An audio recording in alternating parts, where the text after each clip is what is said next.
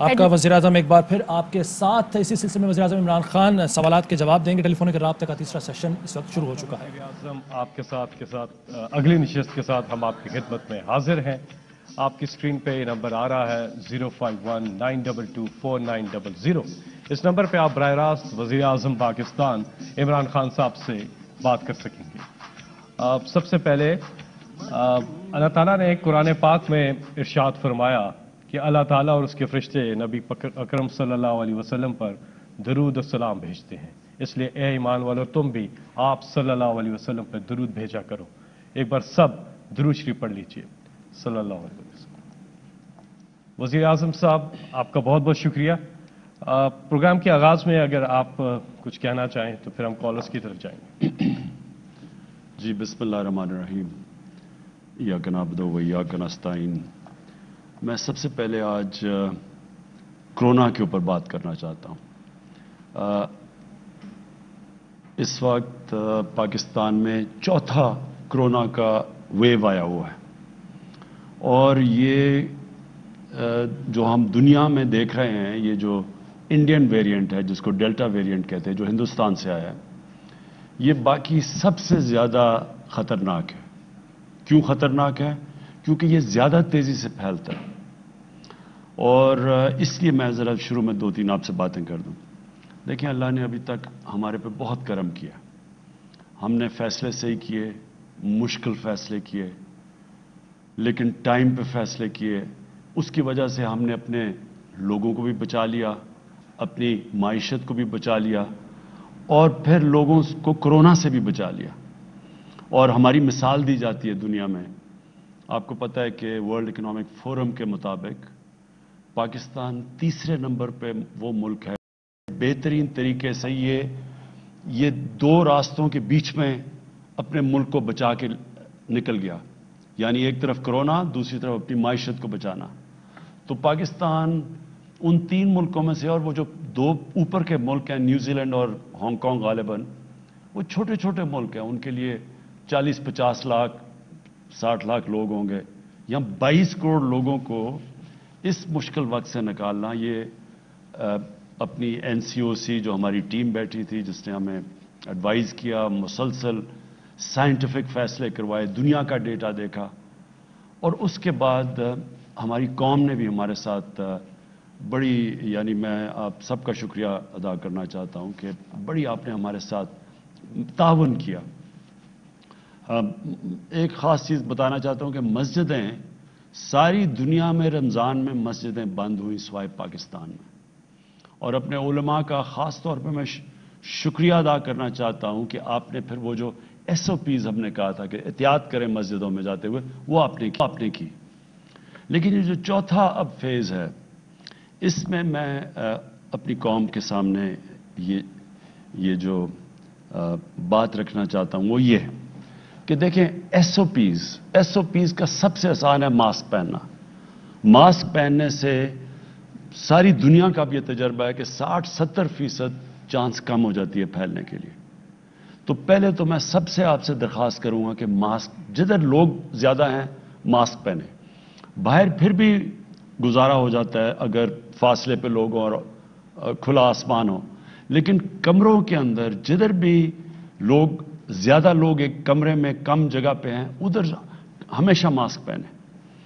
हमारा थोड़ा सा मसला हुआ हमारी फेडरल गवर्नमेंट और सिंध गवर्नमेंट का।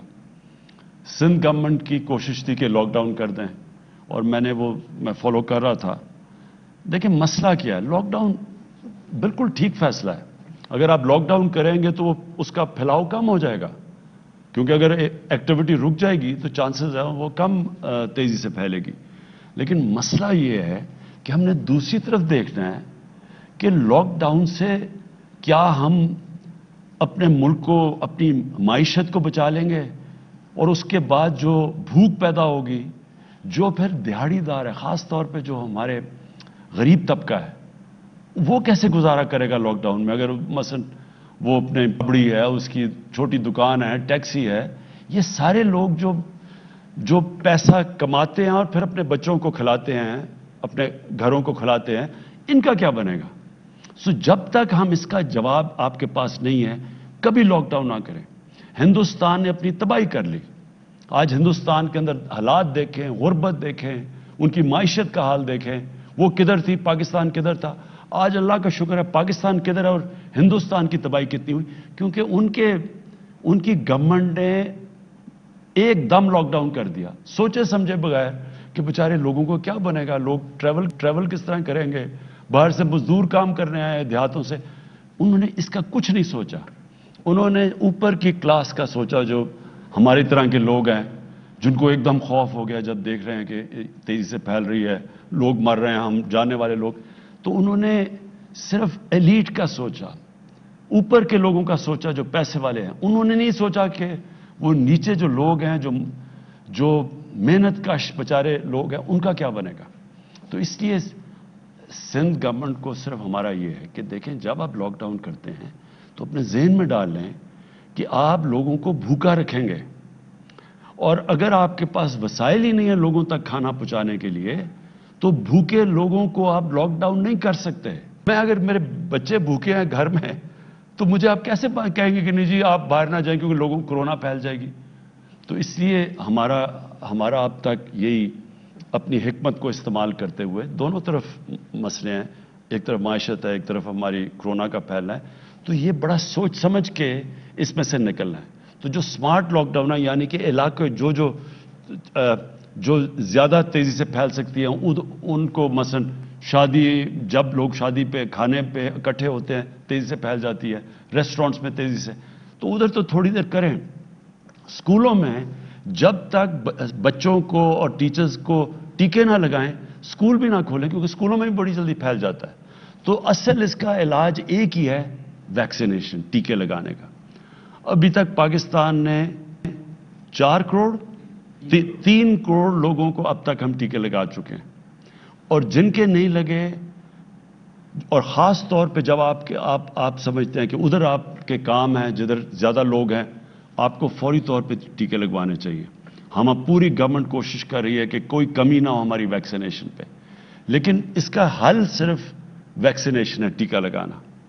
اس کے علاوہ حکمت استعمال کرتے ہوئے ہمیں اس میں سے نکلنا پڑے گا. لیکن کسی صورت ہماری معیشت اتنے مشکل وقت سے نکلی ہے, اور اللہ کا کرم ہے کہ اب اوپر جا رہی ہے.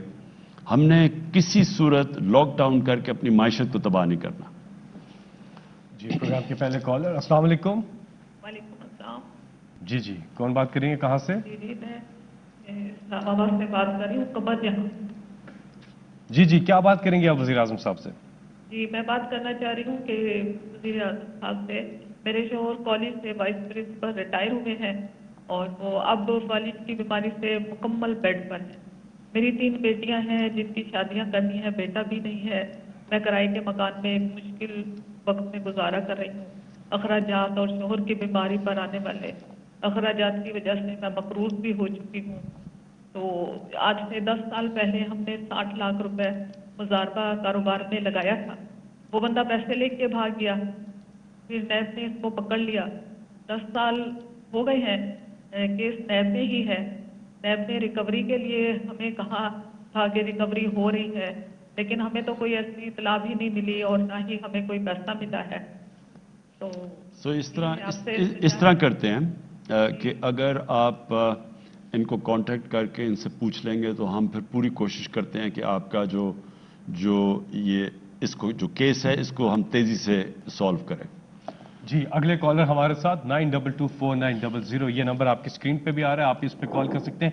10 لائنز ہیں اس نمبر پر, اور ہماری کوشش ہوگی کہ زیادہ سے زیادہ کالرز کو ہم پروگرام کے اندر شامل کر سکیں. السلام علیکم. جی, السلام علیکم.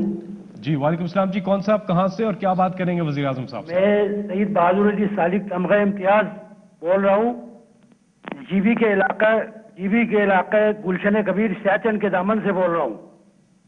جی, میں بڑا خوش قسمت آدمی ہوں کہ اپنے ملک کے پہلے اب تک کے ایسے آؤٹ اسٹینڈنگ ویژنری شفاف بہلوچ مخلص اور دلیر وزیر اعظم سے بات کرنے کا شرف حاصل کر رہا ہوں.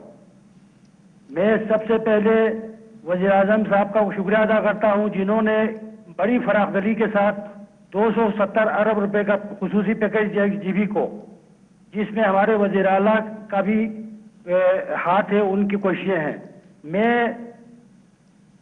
بلتستان کے حوالے سے، گلگت بلتستان کے حوالے سے 3 اہم مسائل کی طرف نشاندہی کرنا چاہتا ہوں. امید ہے کہ ہمارے وزیر اعظم ان پر خصوصی توجہ فرمائیں گے. پہلا مسئلہ یہ ہے کہ گلگت بلتستان بہت پسماندہ اور زور افتادہ علاقہ ہے، اور بھٹو مرحوم کی حکومت میں سبسڈی گندم پر دی گئی تھی. اس وقت کی آبادی اور آپ کی آبادی میں بڑا فرق ہے، آج دگنے سے بھی زیادہ بڑھ چکا ہے. اس میں خاطر خواہ اضافے کی ضرورت ہے. دوسرا مسئلہ یہ ہے کہ وزیر اعظم جناب عمران خان کے ویژن کے مطابق ان علاقوں میں سیاحت کی ترقی پر خصوصی توجہ دی جا رہی ہے. پہلی مرتبہ ملک کے تمام شہروں سے پروازیں آ رہی ہے، بیرونی پروازیں بھی شروع ہونے والی ہے، اور بائی روڈ بھی لوگ سیاح بہت سے ان علاقوں کی طرف آ رہے ہیں. لیکن سہولتوں کا فقدان ہے، افراتفری کا عالم میں پیٹرولیم کی شارٹیج ہے، اور بجلی اور نیٹ کا نظام صحیح نہیں ہے. تو ان چیزوں کو ریگولرائز کرنے کی ضرورت ہے. چھوٹی سی انتظامیہ ان پہ قابو پانا ان کے لیے بہت مشکل ہے. جی بہت بہت شکریہ. گزارش یہ ہے کالر سے کہ اپنی بات کو مختصر رکھیے تاکہ زیادہ سے زیادہ لوگوں کو موقع مل سکے کہ وزیر اعظم صاحب سے وہ بات کر سکیں. ہم اگلے کالر کی جانب جائیں گے. جی السلام علیکم. جی السلام علیکم. جی وعلیکم السلام. جی کون صاحب کہاں سے بات کر رہے ہیں؟ جی میں کاشف جوید بات کر رہا ہوں گجرانوالہ سے. جی کیا بات کریں گے جی وزیر اعظم صاحب سے آپ؟ جی سر میرے وزیر اعظم بات سن رہے ہیں؟ جی السلام علیکم. جی وعلیکم السلام. جی میں مسیح مذہب سے میرا تعلق ہے، اور ہر محکمے میں ہمارا 5% کوٹا آتا ہے، جو کہ ایک عرصہ دراز سے ہمیں نہیں دیا جا رہا. اور میری آپ سے درخواست ہے کہ آپ کے دورے حکومت سے ہمیں بہت سی امید ہے، اور ہم میرٹ کے باوجود بھی ہمیں یہ سیٹیں نہیں دیتے. پوری اقلیت کا یہی مسئلہ ہے. تو میری آپ سے درخواست ہے کہ آپ ہمارے جو حقوق ہے وہ ہمیں دیں. اور سٹیزن پورٹل کے علاوہ میں نے 30 سے زیادہ محکموں میں درخواست دی ہے، لیکن ہمیں انصاف نہیں ملا. تو مجھے آپ سے بہت امید ہے. اوکے یہ میں آپ کا نوٹ کر لوں. بالکل آپ ٹھیک کہتے ہیں کہ آپ کو اس کا کوٹا ملنا چاہیے.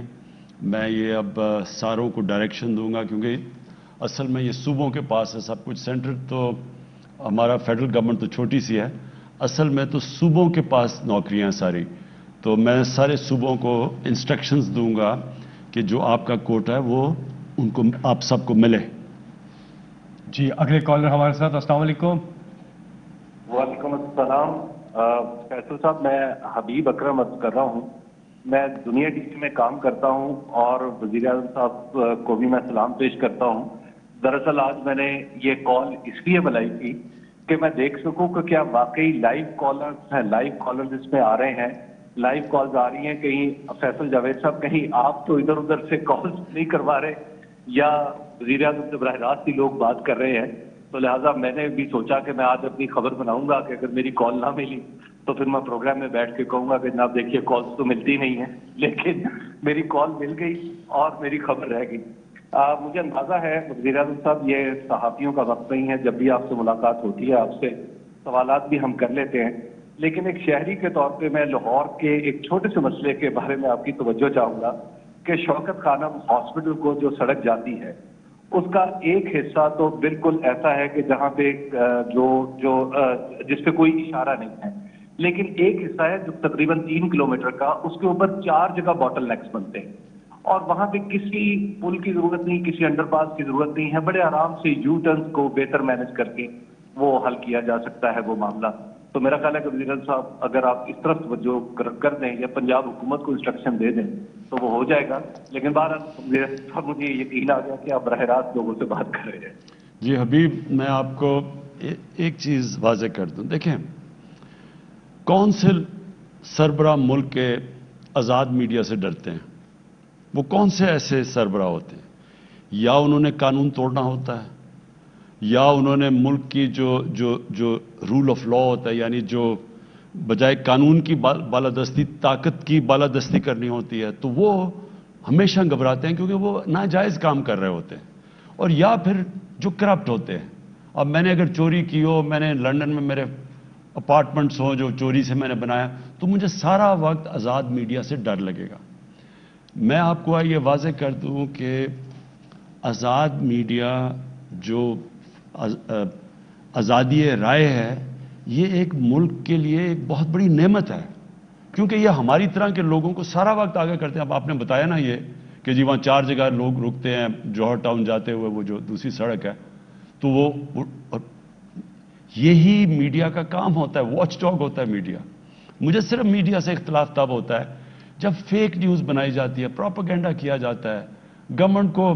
مثلا یہ جو EU کی جو ڈس انفارمیشن لیب میں چیزیں سامنے آئی ہیں کہ ہندوستان نے فیک اکاؤنٹس بنائے ہوئے ہیں اور ان کو فیڈ کر رہے ہیں پاکستان سے صحافی، جو پاکستان فوج اور پاکستان کے پرائم منسٹر کے خلاف پروپیگنڈا کر رہے ہیں۔ میرا صرف ادھر مسئلہ ہوتا ہے۔ آپ جو صحیح صحافت ہے، میں پھر سے کہتا ہوں، جو تنقید ہوتی ہے وہ ملک کے لیے بہت بڑی نعمت ہے۔ جی آپ کی کالز کا سلسلہ جاری ہے۔ 05192249000 یہ نمبر ہے۔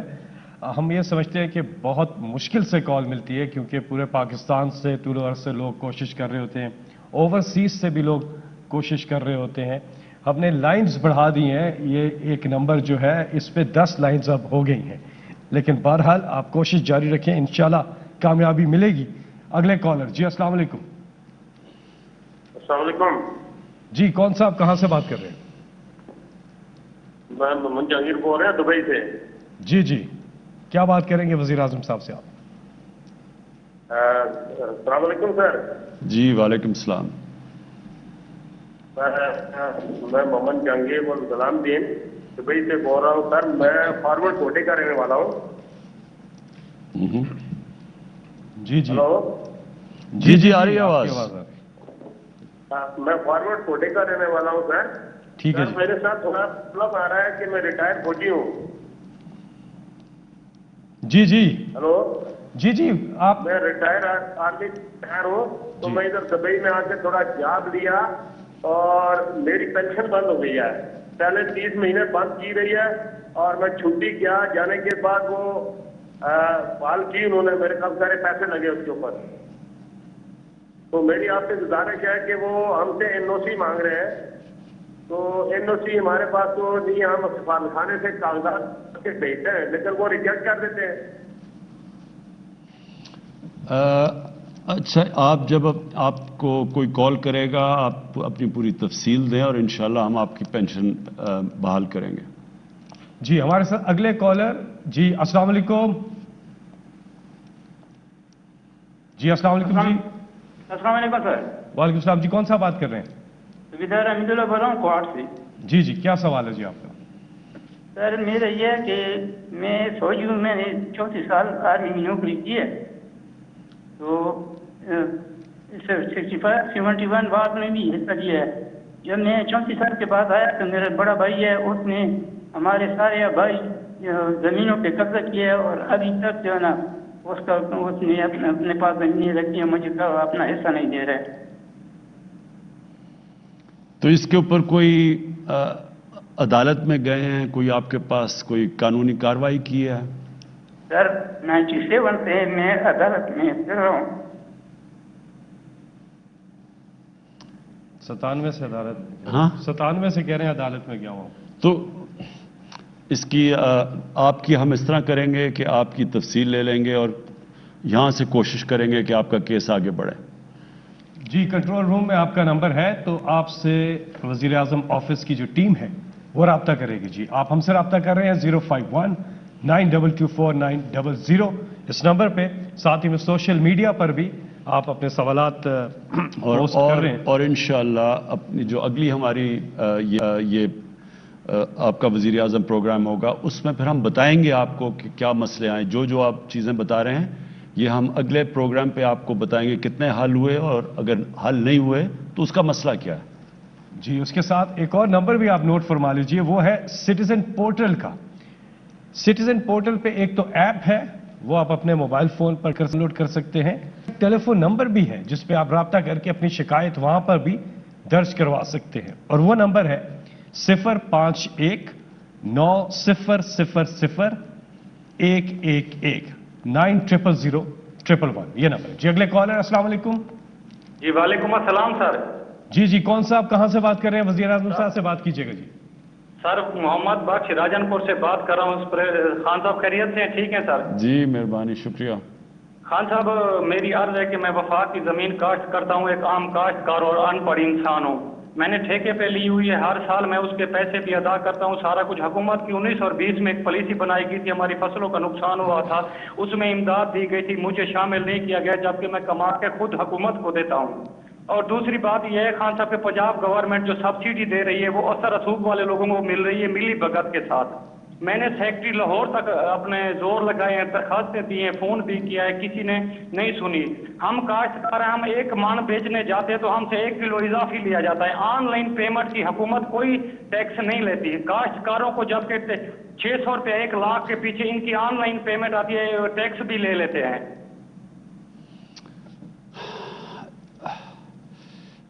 इसका आपको अभी इसके बाद प्रोग्राम के बाद टेलीफोन आएगा मेरे ऑफिस से, ये आपने पूरी तफसील बतानी है और वो हम सारी पंजाब गवर्नमेंट से भी बात करेंगे और ये भी पता चलवाएंगे कि जो आपकी जो ज़मीन आप काश्त कर रहे हैं फेडरल गवर्नमेंट की, इसके ऊपर भी हम पूरा देखेंगे कि हम इसमें भी आपकी कैसे मदद कर सकते हैं। जी वज़ीर आज़म साहब, एक सवाल सोशल मीडिया पर आया है कि एहसास प्रोग्राम का दायरा कार जो है उसको कब तक वसी किया जाएगा? देखिए, एहसास प्रोग्राम के तो काफ़ी इस वक्त कर्जे भी दिए जा रहे हैं, देहात के अंदर ख्वातीन को मवेशी और चीज़ें दी जा रही हैं ताकि वो अपनी आमदनी बढ़ा सकें। लेकिन जो एक सबसे बड़ा हमारा प्रोग्राम है वो हमारे जो डेटा सारे पाकिस्तान का अब हमें मिल गया, ये बहुत बड़ी बात है कि सारे पाकिस्तान का अब हमें पता चल गया है कि कितने घराने हैं इस मुल्क में जिनकी कितनी आमदनी है, फिर उससे ऊपर कितने घराने हैं, फिर उससे ऊपर। अब हमारे पास डेटा ऐसा आ गया है कि हमें अब डायरेक्ट लोगों को यानी हमें पता चल जाएगा, मसलन अगर आटे की कीमत ऊपर जाती है तो कौन से घराने होंगे जो ज्यादा मुतासिर होंगे, जिनकी आमदनी का ज्यादातर हिस्सा चला जाता है खाना पीने की चीजों के ऊपर, तो उनको फिर हमने डायरेक्ट सब्सिडाइज करेंगे। और ये दिसंबर से शुरू हो जाएगा। ये पहली दफा पाकिस्तान में होगा कि हम 40% जो निचला तबका है हमारा, उसको डायरेक्ट हम उनको सब्सिडाइज करेंगे, यानी खाने पीने की चीजों पे महंगाई से बचाने के लिए उनके पास डायरेक्ट सब्सिडी जाएगी। ये हमारा सबसे बड़ा प्रोग्राम है और इंशाल्लाह दिसंबर में शुरू हो जाएगा। ब्रेक के बाद एक बार फिर आपको खुशामदीद कहते हैं। वज़ीर आज़म साहब, सोशल मीडिया पे एक सवाल आया है कि तलहा तालिब ने ओलंपिक्स में बगैर हुकूमत के सपोर्ट के वेट लिफ्टिंग में मुल्क का नाम रोशन किया और सिर्फ चंद किलोग्राम से तगमे से वो महरूम रहे। वज़ीर आज़म साहब, 22 करोड़ के मुल्क में स्पोर्ट्स का इतना बुरा हाल है। आप हमेशा से बात करते रहे हैं टैलेंट की, लेकिन यहां पर स्पोर्ट्स का जवाल क्यों? देखिए, मैं इसमें जरूर कहूंगा कि मुझे जो टाइम देना चाहिए था स्पोर्ट्स को वो मैं नहीं दे सका, क्योंकि स्पोर्ट्स तो मैं जानता हूं बाकी चीज़ों से तो ज़्यादा। मेरी अगर ट्रिपल PhD है वो स्पोर्ट्स के अंदर है, लेकिन इतने ज़्यादा और हमारे मसले मसाइल शुरू से पहले दिन से पड़ गए कि, और ख़ास तौर पर माइशत का जो हालात थे और जो फिर उसकी वजह से जो लोगों को तकलीफ़ थी, महंगाई थी, तो वो सारी चीज़ों के ऊपर इतनी ज़्यादा तवज्जो चली गई कि जो स्पोर्ट्स के ऊपर मुझे टाइम देना चाहिए था वो मैं नहीं दे सका। देखिए, मैंने पाकिस्तान की स्पोर्ट्स को देखा, हम जब छोटे थे, जैसे हॉकी में पाकिस्तान किधर था, फिर क्रिकेट में तो हमारे दौर में देखते देखते पाकिस्तान नीचे से आके वर्ल्ड कप जीत गया और दुनिया की टॉप टीम बन गई। और स्क्वॉश के अंदर हमारे पास 2 जायंट्स थे, जानशेर और जहांगीर खान, जिन्होंने 10-10 साल दुनिया की स्क्वॉश को डोमिनेट किया। तो हमने वो दौर देखा हुआ है और फिर डिक्लाइन देखी इसकी। और बदकिस्मती से जो हम नीचे आए हैं ना पाकिस्तान में, ये जो 2 खानदानों ने इस मुल्क को तबाही की है। एक तो पैसा लूटना है ना, एक इदारे तबाह किए। पैसे लूटने के लिए आपको इदारों को कमजोर करना पड़ता है। मसलन अगर आपके इदारे ठीक हो, मैं पैसा कैसे बनाऊंगा? मैं FBR को अपना आदमी बिठाऊंगा, मैं अगर नेशनलाइज बैंक्स को लूटना है तो उधर अपने प्रेसिडेंट्स बिठाऊंगा, उनके जरिए लोन्स लूंगा, माफ करवाऊंगा। तो सारे आहिस्ता आहिस्ता जो इदारे, नैब, अब नैब कब से फंक्शन कर रही है? पहली दफा है कि बड़े बड़े नामों को नैब ने पकड़ा। पहले तो छोटे छोटे लोगों को पकड़ती थी। تو نیب کے ہوتے ہوئے کرپشن بڑھتی جا رہی تھی. اب شور جو مچا ہوا ہے وہی قانون ہے, وہی نیب ہے, وہی 20 سال سے قانون ہے. وہ تب تو 10 سالوں میں جب یہ تھے تو اصول نہیں بدلا, کیونکہ انہوں نے اپنے آدمی بٹھا کے تو نیب کو بالکل اپنے فائدے کے لیے کیا ہوا تھا. بے شرمی سے اور بے دردی سے ملک کو لوٹا, کیونکہ پتا تھا نیب نے اپنا آدمی بٹھایا ہوا ہے. اب اسی نیب کے ہوتے ہوئے ان کی چیخیں نکل گئی ہیں سب کی. اسی طرح جس طرح نیب کا ادارہ تباہ کیا, اسی طرح سارے ادارے تباہ ہوئے. سپورٹس کے اداروں کے اوپر اپنے لوگ بٹھا دیے, سفارشی بٹھا دیے. وہ سپورٹس دیکھتے دیکھتے ہماری آنکھوں کے سامنے کدھر سے کدھر پہنچ گئی. دیکھیں, سپورٹس ایک ایسی چیز ہے, یہ سمجھنے کی بات ہے کہ ہمارا دنیا سے مقابلہ ہو رہا تھا, ہم دنیا سے مقابلہ کر رہے ہوتے. اب دنیا کے اندر جدھر ان کے ادارے اچھے ہوتے ہیں وہ مسلسل اپنی سپورٹس کو اور کمپیٹیٹو کرتے جا رہے ہوتے ہیں. وہ نئی ٹیکنیک سوچ رہے ہوتے ہیں, وہ اپنے میرٹ کو اوپر لانے کے بہتر طریقے سوچ رہے ہوتے ہیں, وہ اپنی جو لیٹسٹ ٹریننگ ٹیکنیکس ہیں وہ لے کے آ رہے ہوتے ہیں, کیونکہ وہاں پروفیشنلز بیٹھے ہوتے ہیں اداروں کے اوپر. ہمارا مسئلہ کیا ہے کہ ہم وہ جہانگیر خان اور جانشیر خان 10-10 سال اسکواش کے ورلڈ چیمپئن بن گئے. کسی نے یہی نہیں سوچا کہ اسکواش کو ایک ادارہ بنایا جائے پاکستان میں, جدھر سارے ملک سے کمپٹیشن کریں اور ٹیلنٹ ان دو کے سر کے اوپر ہم نے سمجھا کہ جناب ہماری اسکواش بہت اچھی ہے. جیسے ہی وہ دو گئے پاکستان نیچے جانا شروع ہو گیا. ہاکی کا بھی وہی تھا, ہمارے پاس گریٹ پلیئرز تھے تب تک یہ گراس کے اوپر ہاکی ہوتی تھی, ہماری ٹیلنٹ بہترین تھا, ہم سب سے بہتر ٹیلنٹڈ تھے. لیکن جیسے جیسے وہ ایسٹرو ٹرف کے اوپر آئے اور گیم چینج ہوئی, ہم ساتھ چینج نہیں ہوئے اور ہمارے پاس وہ پروفیشنلزم نہیں تھی. آج یہ بھی دن دیکھنا ہے کہ پاکستان کی ہاکی کوالیفائی نہ کرے اولمپکس کے لیے. اس کا طریقہ یہ ہے کہ ہم نے سپورٹس کو ایک ادارہ بنانا ہے, اس پہ پروفیشنز لے کے آنے ہیں, اور وہ اب میں شروع کر رہا ہوں. اس کے بعد یہ اس آخری 2 سالوں میں اب پورا زور لگانے لگا ہوں سپورٹس کے اوپر بھی. سارے یہ جو ہاکی فیڈریشن ہے اس کے اوپر پورا ان کے حالات دیکھنے لگا ہوں. کرکٹ کا میں دیکھ ہی رہا ہوں لیکن اتنا میں نے اب اس پہ بھی زور نہیں دیا, کرکٹ کے اوپر بھی زور لگانے لگا ہوں. لیکن آخر میں بات یہ, ایک نیوزی لینڈ ہے, میں آپ کو اب مثال دے رہا ہوں, 40 یا 50 لاکھ آبادی ہے. انہوں نے کرکٹ کا جو ٹیسٹ کرکٹ کا ورلڈ کپ ہے, ایک ورلڈ کپ ہے ون ڈے کرکٹ کا, ایک ٹیسٹ کرکٹ کا, 40 یا 50 لاکھ کی آبادی نے ہندوستان جس کی 1 ارب 300 کروڑ آبادی ہے, ان کو انہوں نے ورلڈ ٹیسٹ کرکٹ کی چیمپئن شپ ہرا دی اور انہوں نے ورلڈ کپ کے بھی فائنل میں پہنچ گئے. تو کیا وجہ ہے؟ کیونکہ ان کا سسٹم بہت بہتر ہے. نیوزی لینڈ کے اندر زیادہ کرکٹ گراؤنڈز ہیں سارے پاکستان سے, تو ہماری اگر 22 کروڑ آبادی بھی ہے, وہ آبادی نے کہیں کھیلنا تو ہے. تو اب پہلے تو میں کرکٹ گراؤنڈ سب کو کہا ہوا ہے کہ یونین کاؤنسل تک اب گراؤنڈز بنائیں. پہلے ہم نے تحصیل لیول پہ کہا تھا, اب نیچے تک گراؤنڈز, تاکہ ہمارے بچوں کو گراؤنڈیں تو ملے کھیلنے کے لیے, تب ہم مقابلہ کریں. اگر ٹیلنٹ کا کیا فائدہ اگر ٹیلنٹ کے لیے گراؤنڈ ہی نہیں ہے. پہلے اب ہم آہستہ آہستہ سارا سسٹم ٹھیک کریں گے. دیکھیں, سسٹم تباہ کرنے میں زیادہ دیر نہیں لگتی, اس کو ٹھیک کرنے میں ٹائم لگتا ہے. لیکن میں یہ آپ کو بتا دوں کہ اب میں پورا اپنی سپورٹس کے اوپر توجہ دوں گا. جی, آپ کی کالز کا سلسلہ جاری ہے. 051-922-4900 یہ نمبر ہے جس پہ آپ وزیر اعظم پاکستان سے بات کر سکتے ہیں. ہم اگلے کالر کی جانب جائیں گے, لیکن گزارش یہ ہے کہ اپنی بات کو مختصر رکھیے گا اور جو بھی آپ کا سوال ہو وہ فوراً کر لیجئے تاکہ زیادہ سے زیادہ ہم کالرز کو پروگرام میں شامل کر سکیں. جی, السلام علیکم. وعلیکم السلام. جی, کون؟ میں دیبا بات کر رہی ہوں اسلام آباد سے. جی. نور مقدم کیس کی آگاہی ہے آپ کو, آپ کی گورنمنٹ اس کو فالو بھی کر رہی ہے. کافی حد تک ایویڈنس مل چکے ہیں کہ آپ ایسے اقدامات یقینی بنائیں گے تاکہ مستقبل میں ایسے واقعات سے بچا جا سکے. راولپنڈی اور اسلام آباد میں چوری ڈکیتی عام ہو چکی ہے. اگر کیپٹل کی یہ سچویشن ہے تو باقی شہروں کے کیا حالات ہوں گے, آپ رائے دیں گے؟ مجھے سمجھنے ہیں کیا نور مقدم کیس کے حوالے سے. اچھا. دیکھیں, یہ جو نور کا کیس ہے یہ میں خود پہلے دن سے فالو کر رہا ہوں. اس کی ایک ایک چیز کا مجھے پتہ ہے, ساری میں نے تفصیل لی ہوئی ہے. ہوا کیا, یہ بڑا ایک خوفناک قسم کا کیس ہے اور اس کے اندر جو بڑی چیزیں آتی ہیں کہ وہاں ایک پورا ان کا جو سٹاف کام کر رہا تھا، چوکیدار تھا، نوکر تھے، وہ سب کے سامنے یہ 2 دن کے اوپر یہ سارا یہ جو ٹریجڈی ہوئی ہے. تو میں نے اس کی ایک تفصیل لی ہے. اس میں یہ میں صرف آپ کو بتا دوں کہ لوگ کہتے ہیں کہ جی وہ بڑے مضبوط خاندان سے ہے جو وہ قاتل ہے اور وہ شاید بچ نہ جائے. یہ میں آپ کو بتا دوں کہ بچنے کوئی نہیں لگا اس میں. اگر وہ ڈیول نیشنل بھی ہے اور اگر کوئی سمجھ رہا ہے کہ وہ امریکن اس کی سٹیزن شپ ہے وہ بچ جائے گا، وہ بچنے نہیں لگا. یہ میں آپ کو کہہ سکتا ہوں.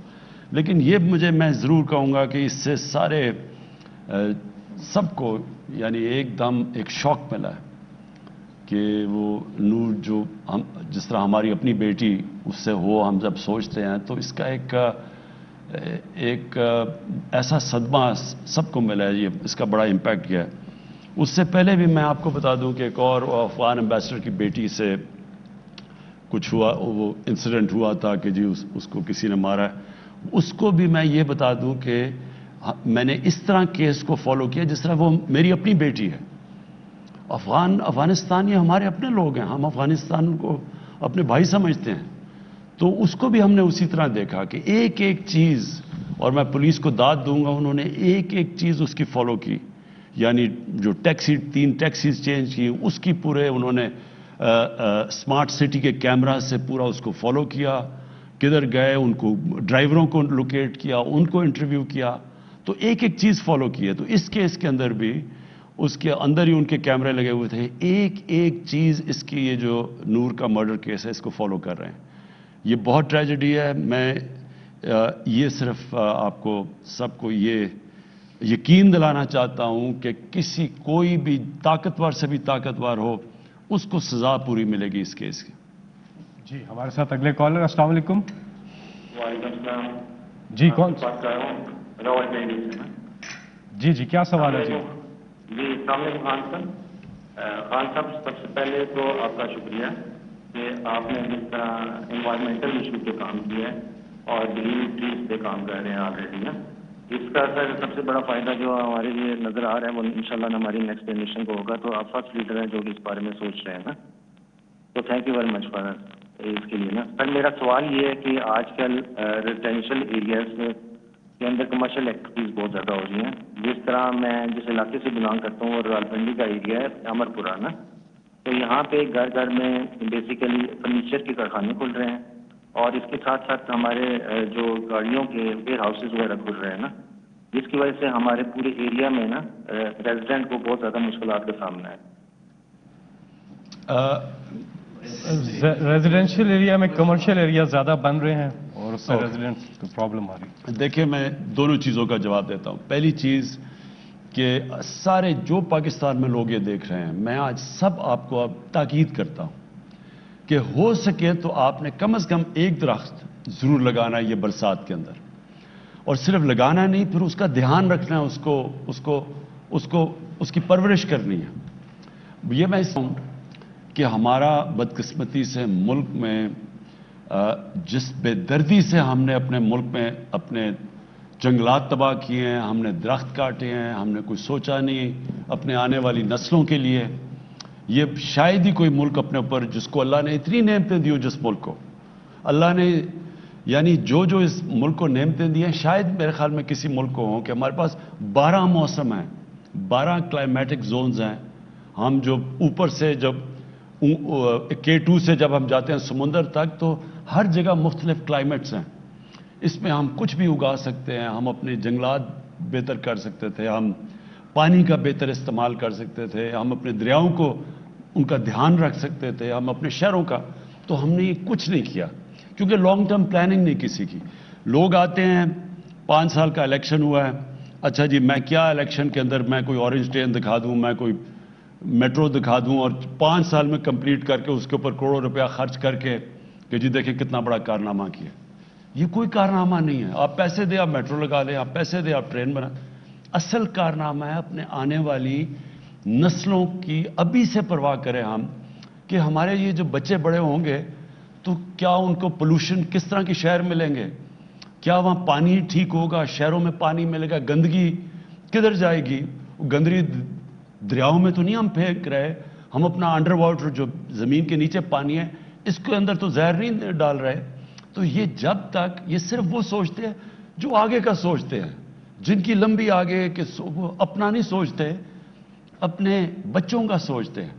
इसलिए जो हमारा इस वक्त पाकिस्तान में जो हम 10 अरब दरख्त लगा रहे हैं, ये हम अपने बच्चों के लिए लगा रहे हैं, अपनी नस्लों के लिए, अपने मुल्क को, और ये इस अल्लाह का शुक्र अदा कर रहे हैं उसकी नेमत का ध्यान रखते हुए, जो नेमत है पाकिस्तान।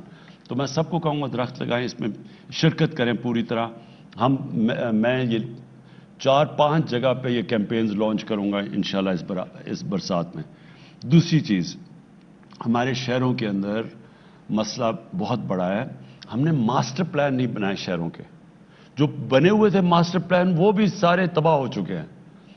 इस्लामाबाद में ज़रा आप अगर देख रहे हो तो मैं आपको बताऊं कि किस तरह हमने क्योंकि सोचा समझा नहीं तो हुआ क्या इस मुल्क के साथ। इस्लामाबाद एक वाहिद प्लान सिटी थी पाकिस्तान की, जिसमें पता था हरे इलाके किधर हैं, सड़कें किधर बनेंगी, घर किधर बनेंगे, कमर्शियल एरियाज किधर हैं। वो मास्टर प्लान बना हुआ था। वो मास्टर प्लान की इतना धज्जियां उड़ाई गई कि आज आप ये देखें कि 1960 से 2010 तक जितनी भी इस्लामाबाद में डेवलपमेंट हुई थी, 2010 से लेकर 2020 तक उतनी डेवलपमेंट 10 सालों में हो गई है। हमारे ग्रीन एरियाज चले गए हैं, यहां से लेके मरी तक जाएं तो रास्ते में सारी कंस्ट्रक्शन शुरू हो गई है। किसी ने ये नहीं देखा कि पानी किधर से आएगा, किसी ने ये नहीं देखा गंदगी किधर जाएगी, वो सारी रावल लेक में चली जाती है या जो जाता है पिंडी के लिए। तो अब मैंने हर जगह ऑर्डर किया है कि हर शहर के मास्टर प्लान बनेंगे। मास्टर प्लान का मतलब यह है कि शहर एक हद से आगे नहीं फैलेगा, क्योंकि हमारे हरे इलाके खत्म होते जा रहे हैं, उनको रोक देंगे शहरों को। शहर बजाय इधर जाने के ऊपर जाएंगे, जो सारी दुनिया में है। अब दुबई है, दुबई ऊपर गया हुआ है, अगर दुबई फैल जाए तो वो कहां से कहां पहुंच जाए। जिस तरह न्यूयॉर्क है, अब न्यूयॉर्क ऊपर गया हुआ है, अगर न्यूयॉर्क को इस तरह फैलना शुरू हो जाए तो वो न्यूयॉर्क में तो कभी ना वो पानी दे सकते हैं, ना बिजली दे सकते हैं, ना अम्यूनिटीज दे सकते हैं। लिहाजा हमारे अब शहरों को हमें रोकना पड़ेगा। और फिर जिधर हमने देखा नया शहर बनाएंगे, जिस तरह रावी सिटी बना रहे हैं लाहौर में। रावी सिटी का मकसद क्या है? पहले तो रावी को बचाना। रावी एक गंदा नाला बन चुका है, उसको डैम करके उसका पानी ऊपर ला के लेक बना के, ताकि लाहौर का पानी नीचे जा रहा है। लाहौर में थोड़ी देर में टैंकर माफिया आ जाएगा, जिस तरह कराची में, क्योंकि वहां पानी इतना नीचे चला गया। इसलिए पहले लेक बना रहे हैं ताकि ग्राउंड वाटर ऊपर जाए, फिर उसको ऊपर लेके जा रहे हैं, शहर को मॉडर्न सिटी बना रहे हैं, फिर वहां पूरा जंगल उगा रहे हैं साथ, ताकि वहां पोल्यूशन कम हो, ताकि वो ऑब्जॉर्व करे पोल्यूशन। इसी तरह कराची में हमने बंडल आइलैंड का सोचा हुआ था, बदकिस्मती से सिंध की हुकूमत उसने उसको हमें बनाने नहीं दे रही, और वो मुझे कुछ समझ नहीं आती, क्योंकि सारा फायदा सिंध का है, पैसे भी सिंध में, नौकरियां भी सिंध में, फायदा भी कराची का, जो बच जाएगा कराची भी फैलता जा रहा है। कोई वजह है जो उन्होंने रोका हुआ है। लेकिन शहरों को अब हमें रोकना पड़ेगा, मास्टर प्लान्स बनाने पड़ेंगे, ग्रीन एरियाज वहां बचाने पड़ेंगे, वो भी गायब हो गए हैं। और फिर वेस्ट डिस्पोजल, यानी गंदगी किधर जाएगी, उसकी फिर ट्रीटमेंट प्लांट्स, जो कि अब लाहौर में 3 ट्रीटमेंट प्लांट बनाएंगे, और वो ट्रीट करके पानी रावी में डालेंगे, रावी भी बेहतर हो जाएगा, और फिर जो ग्राउंड वाटर है वो भी बच जाएगा। जी वजीर अहमद साहब, एक और सवाल आया सोशल मीडिया पे, कह रहे हैं सियालकोट का बाई इलेक्शन और आज़ाद कश्मीर के इलेक्शन, अपोजिशन दावा करती है कि धांधली से आप जीते हैं। देखें, ये मैं फिर से, जब मैं क्रिकेट खेलता था तो मेरी सारी क्रिकेट अपने अपने अंपायर होते थे, जो मुल्क में क्रिकेट खेलो उसका अपना अंपायर होता था। तो जो टीम हारती थी वो ज्यादातर कहती थी धांधली हुई है, और हो भी सकती है, होती भी थी। कई दफा जो हारता था उसको बहाना मिल जाता था, क्योंकि जब मुल्क से बाहर जाते थे कि अगर मजबूत टीम के खिलाफ खेलना हो तो आप कहते थे जी हम जीतें कैसे, वहां तो अंपायर उनके अपने हैं। और पाकिस्तान कभी हिंदुस्तान में नहीं जीता था, हिंदुस्तान कभी पाकिस्तान में नहीं जीता था, क्योंकि हमारे अपने अपने अंपायर थे। और मुझे इस चीज़ का बड़ा फख्र है कि मैं वाहिद वो कैप्टन हूं जो टीम लेके गया हिंदुस्तान, और उनके अंपायरों के बावजूद हम जीत के आए। तो वो कभी उन दिनों में नामुमकिन होता था। तो इसलिए हमने फिर कैंपेन की न्यूट्रल अंपायर्स के लिए, और मैंने वो कैंपेन लीड की, और पाकिस्तान वो मुल्क था जिसने पहली दफ़ा दुनिया की तारीख में न्यूट्रल अंपायर्स लेके आया 1986 में। और उसके अलावा हमने फिर टेक्नोलॉजी का कहा कि इस्तेमाल करें। तो अब उन दोनों की वजह से आज क्रिकेट में जो हारता है वो हार मान जाता है। हमारे ज़माने में हार वो कहते थे अंपायरों ने हरा दिया, अब यही हो गया पाकिस्तान में। पहली दफ़ा एक गवर्नमेंट आई है जिसने कहा है कि गवर्नमेंट कह रही है कि हम अब ये इलेक्ट्रल सिस्टम को ठीक करें ताकि सब मान जाएं हार जीत को। ये पहली गवर्नमेंट है हमारी, नहीं तो जो गवर्नमेंट में आता है वो कभी चेंज नहीं करता। वो क्यों नहीं चेंज करता? क्योंकि आप गवर्नमेंट में बैठे हो तो आप समझते हैं अमला आपका नीचे लगा होता है, सारा आप इलेक्शन कमिश्नर भी, आप अगर गवर्नमेंट की मर्जी से आता है इलेक्शन कमीशन भी वही होती है, तो वो गवर्नमेंट समझती है कि हमारे पास एडवांटेज है कि अगर हम गवर्नमेंट में बैठे हैं तो हम इलेक्शन जीत सकते हैं, तो वो चेंज नहीं करते। हमारी पहली गवर्नमेंट आई है जिसने हमने पूरी कोशिश करके मेहनत करके देखा कि कैसे हमारा इलेक्ट्रल सिस्टम ठीक हो सकता है, और हम एक नतीजे पे आए हैं कि एक ही तरीका है कि इलेक्ट्रॉनिक वोटिंग मशीन्स हम लेके आए। उससे होगा जितने भी हमारे मसले सब खत्म हो जाते हैं।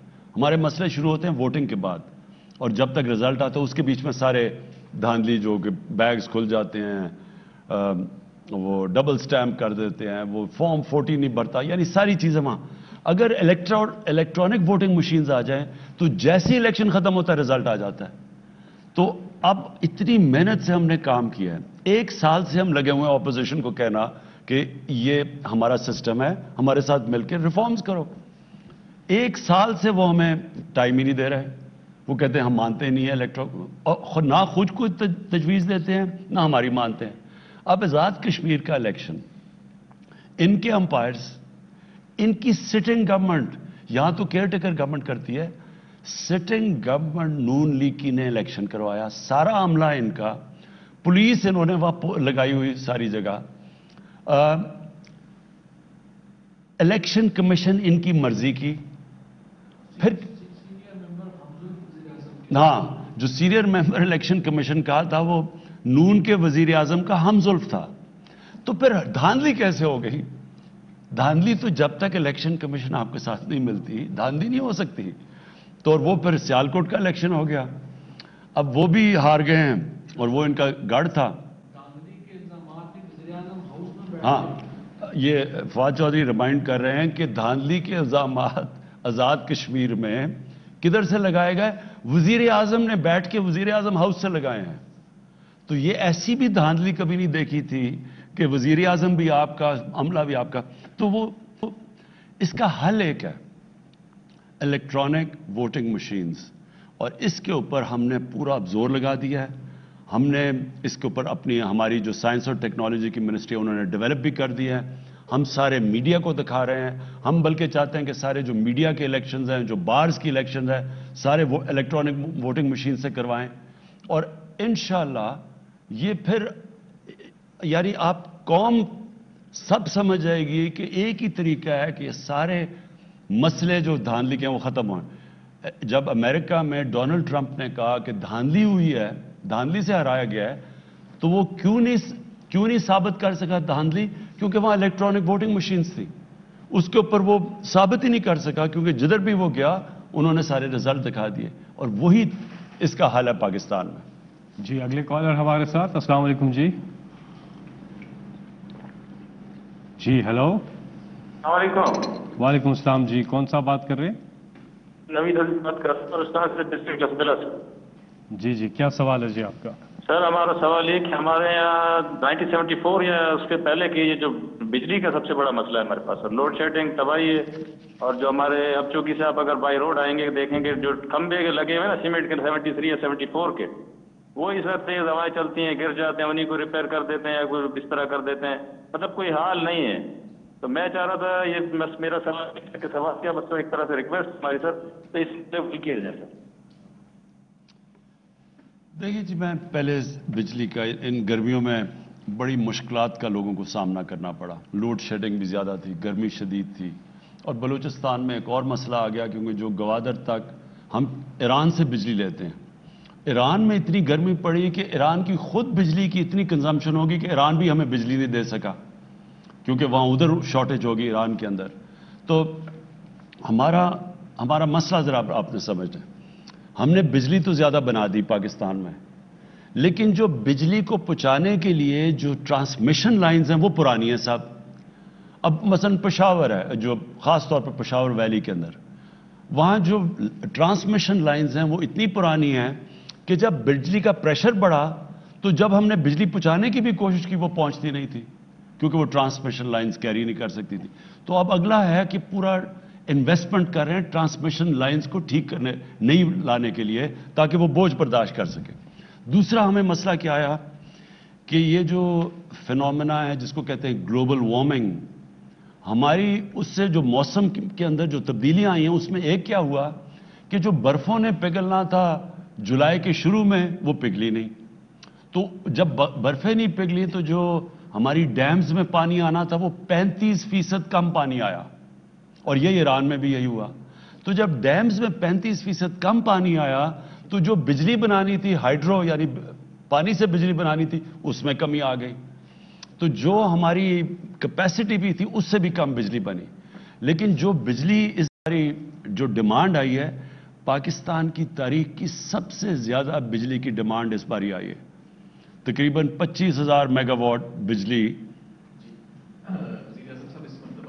جی یہ ہمارا جو جون اور جولائی کا ہمارا مہینہ ہوتا ہے یہ ہمارا پیک سیزن ہوتا ہے, اور باقی سارے مہینوں میں تو ہماری اوسطاً ڈیمانڈ جو ہے وہ 16,000 میگا واٹ ہوتی ہے, اس میں وہ 22-23 پہ چلی جاتی ہے. اس سال وہ ڈیمانڈ ہماری 26,000 تک گئی ہے, اور وہ بجلی ہم نے سپلائی بھی کی, یہاں تک کہ ہماری جو ٹرانسمیشن کیپیسٹی ہے وہ 24,000 ہے, ہم نے 25,000 میگا واٹ بجلی جو ہے وہ سسٹم میں چھوڑی. تو ایک طرف تو ڈیمانڈ 20% بڑھی ہوئی تھی, دوسرا ہمارے ڈیمز کم تھے اس مرتبہ, تو ہمیں بجلی کی جو پروڈکشن ڈیم سے آ رہی تھی, اور ڈیمز ہماری 25% بجلی بناتے ہیں, وہ ہمیں کام آئی.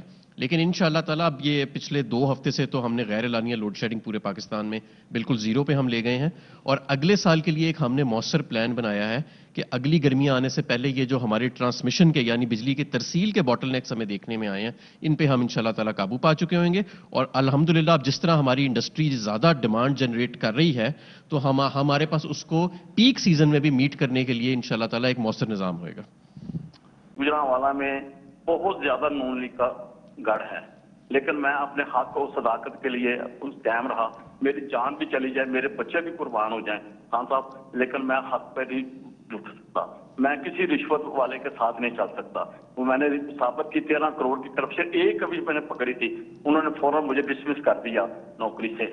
حالانکہ میں نے فوراً پہ ہائی کورٹ پہ بھی انہوں نے کہا کہ اس پر کوئی قصور نہیں ہے, لیکن اس کے ہائی کورٹ کے حکم کے باوجود مجھے جو گجرانوالہ کا چیف افسر تھا کرپٹ ترین امجد حسین ٹلو, جس نے بلڈنگ میں اپنا بلڈنگ پٹرول سب کام میں کروڑوں کی کرپشن کی ہے, اس نے مجھے ڈسمس کر دیا. یہ تو میں ابھی میرے آفس آپ کو کانٹیکٹ کریں گے اور ہم اس کو پوری طرح انویسٹیگیٹ کریں گے کہ آپ جو کہہ رہے ہیں اور کیا یہ واقعی سب کچھ ٹھیک ہے. پہلے ہم انویسٹیگیٹ کرتے ہیں اور پھر ایکشن لیں گے. لیکن میں آپ سب کے لیے جو میرے پاکستانی آپ یہ دیکھ رہے ہیں, یہ اپنے ذہن میں ڈال رہے ہیں کہ ایک کرپٹ معاشرہ ترقی نہیں کر سکتا. دنیا کے اندر میں یہ بار بار ایک چیز لوگوں کو سمجھاتا ہوں کہ دنیا میں جو خوشحال ملک ہے اس نے کرپشن کے اوپر قابو پائی ہے, وہاں قانون کی بالا حکمرانی ہے, طاقت کی حکمرانی نہیں ہے, قانون کی حکمرانی ہے. قانون کی حکمرانی ہوتی ہے تو کرپشن ختم ہوتی ہے. دیکھیں, ایک ہوتی ہے کرپشن چھوٹے لیول پہ. چھوٹے لیول کی کرپشن لوگوں کو تنگ تو کرتی ہے, ملکوں کو تباہ نہیں کرتی. ملک کو تباہ کرتی ہے جب پرائم منسٹر بیٹھ کے کرپشن شروع کرتا اور میرے وزیر, جب ہم شروع کرتے ہیں نیچے تک, ہم کسی کو کرپشن سے نہیں روک سکتے. ہم بلکہ کیونکہ ہم جب کرپشن کرتے ہیں, ہم وہ کرپشن کے جو روکنے والے ادارے ہیں ان کو پہلے ہم کمزور کرتے ہیں, کیونکہ ہم نے چوری کرنی ہوتی ہے, وہ پھر باقی کو کسی کو بھی نہیں پکڑ سکتے. نتیجہ یہ ہوتا ہے کہ وہ سارا ملک کی تباہ ہو جاتا ہے. یہ ایک ضرور میں پھر دہراتا رہتا ہوں ایک چیز, ایک ہے پینل بنائی ہے یونائٹڈ نیشنز کے سیکرٹری جنرل نے, उसको कहते हैं फैक्ट आई पैनल। इस पैनल ने बड़ी मेहनत करके, रिसर्च करके वो एक नतीजे आए हैं सामने, और वो आप ये समझ जाएं कि जो इनकी फाइंडिंग्स हैं वो बताती हैं कि गरीब मुल्क गरीब क्यों हैं। उस फाइंडिंग के मुताबिक गरीब मुल्क या डेवलपिंग वर्ल्ड से हर साल 1000 अरब डॉलर उधर से चोरी करके, मनी लॉन्ड्रिंग होके ऑफशोर अकाउंट्स में और बड़ी बड़ी लंदन जैसी, मेफेयर जैसी प्रॉपर्टीज में, ये गरीब मुल्कों से पैसा जाता है वहां, अमीर मुल्कों में। गरीब मुल्क गरीब होते जा रहे हैं, अमीर मुल्क अमीर होते जा रहे हैं। इनका चोरी का पैसा सारा उधर चला जाता है। जिस तरह जब अंग्रेज आया हिंदुस्तान में, तो मुगलों के दौर में हिंदुस्तान सुपर पावर समझी जाती थी दुनिया की। 24% दुनिया की जो दौलत थी वो हिंदुस्तान में थी। जो 24% दुनिया का जीडीपी हिंदुस्तान का था। जब वो अंग्रेज 200 साल के बाद छोड़ के गया तो हिंदुस्तान का 3% शेयर रह गया था दुनिया के जीडीपी में। सिर्फ 3% दौलत हिंदुस्तान की थी। बाकी जो इंग्लैंड था उसकी 24% हो गई थी। तो यहां से पैसा सारा जो चोरी करके लूट के उधर चला गया। अब यही करप्ट जो हुक्मरान है और जो उनके साथ साथी हैं वो यही कर रहे हैं सारे गरीब मुल्कों से। हर साल पैसा चोरी होकर उनका अमीर मुल्कों में चला जाता है। जो नौकरियां यहां निकलनी होती है वो नौकरियां उधर होती हैं। ना यहां हम अपने लोगों को तालीम दे सकते हैं, ना इलाज करवा सकते हैं, क्योंकि पैसा चोरी। और फिर रुपए के ऊपर प्रेशर, क्योंकि डॉलर खरीद के बाहर भेजने होते हैं। तो जब डॉलर की कमी होती है रुपया गिरता है, सारी चीजें महंगी हो जाती हैं जो बाहर से आप इंपोर्ट करते हैं। तो ये कितना बड़ा अलमिया है। ये जो जंग है करप्शन के खिलाफ, ये पाकिस्तान की जंग है। ये असल में कानून की हुक्मरानी की जंग है। जो करप्शन इस वक्त जंग चल रही है हमारे मुल्क में, जो ताकतवर करप्ट लोग हैं वो अपने लिए एनआरओ मांग रहे हैं कि हमारे साथ कोई डील कर लो। जो जनरल मुशर्रफ ने की थी डील, वो मेरे से भी वही मांग रहे हैं। और वो सारा वक्त ब्लैकमेल करते हैं मुल्क को कि जी अगर आपने हमारे ऊपर हाथ डाला तो हम आपकी गवर्नमेंट गिरा देंगे।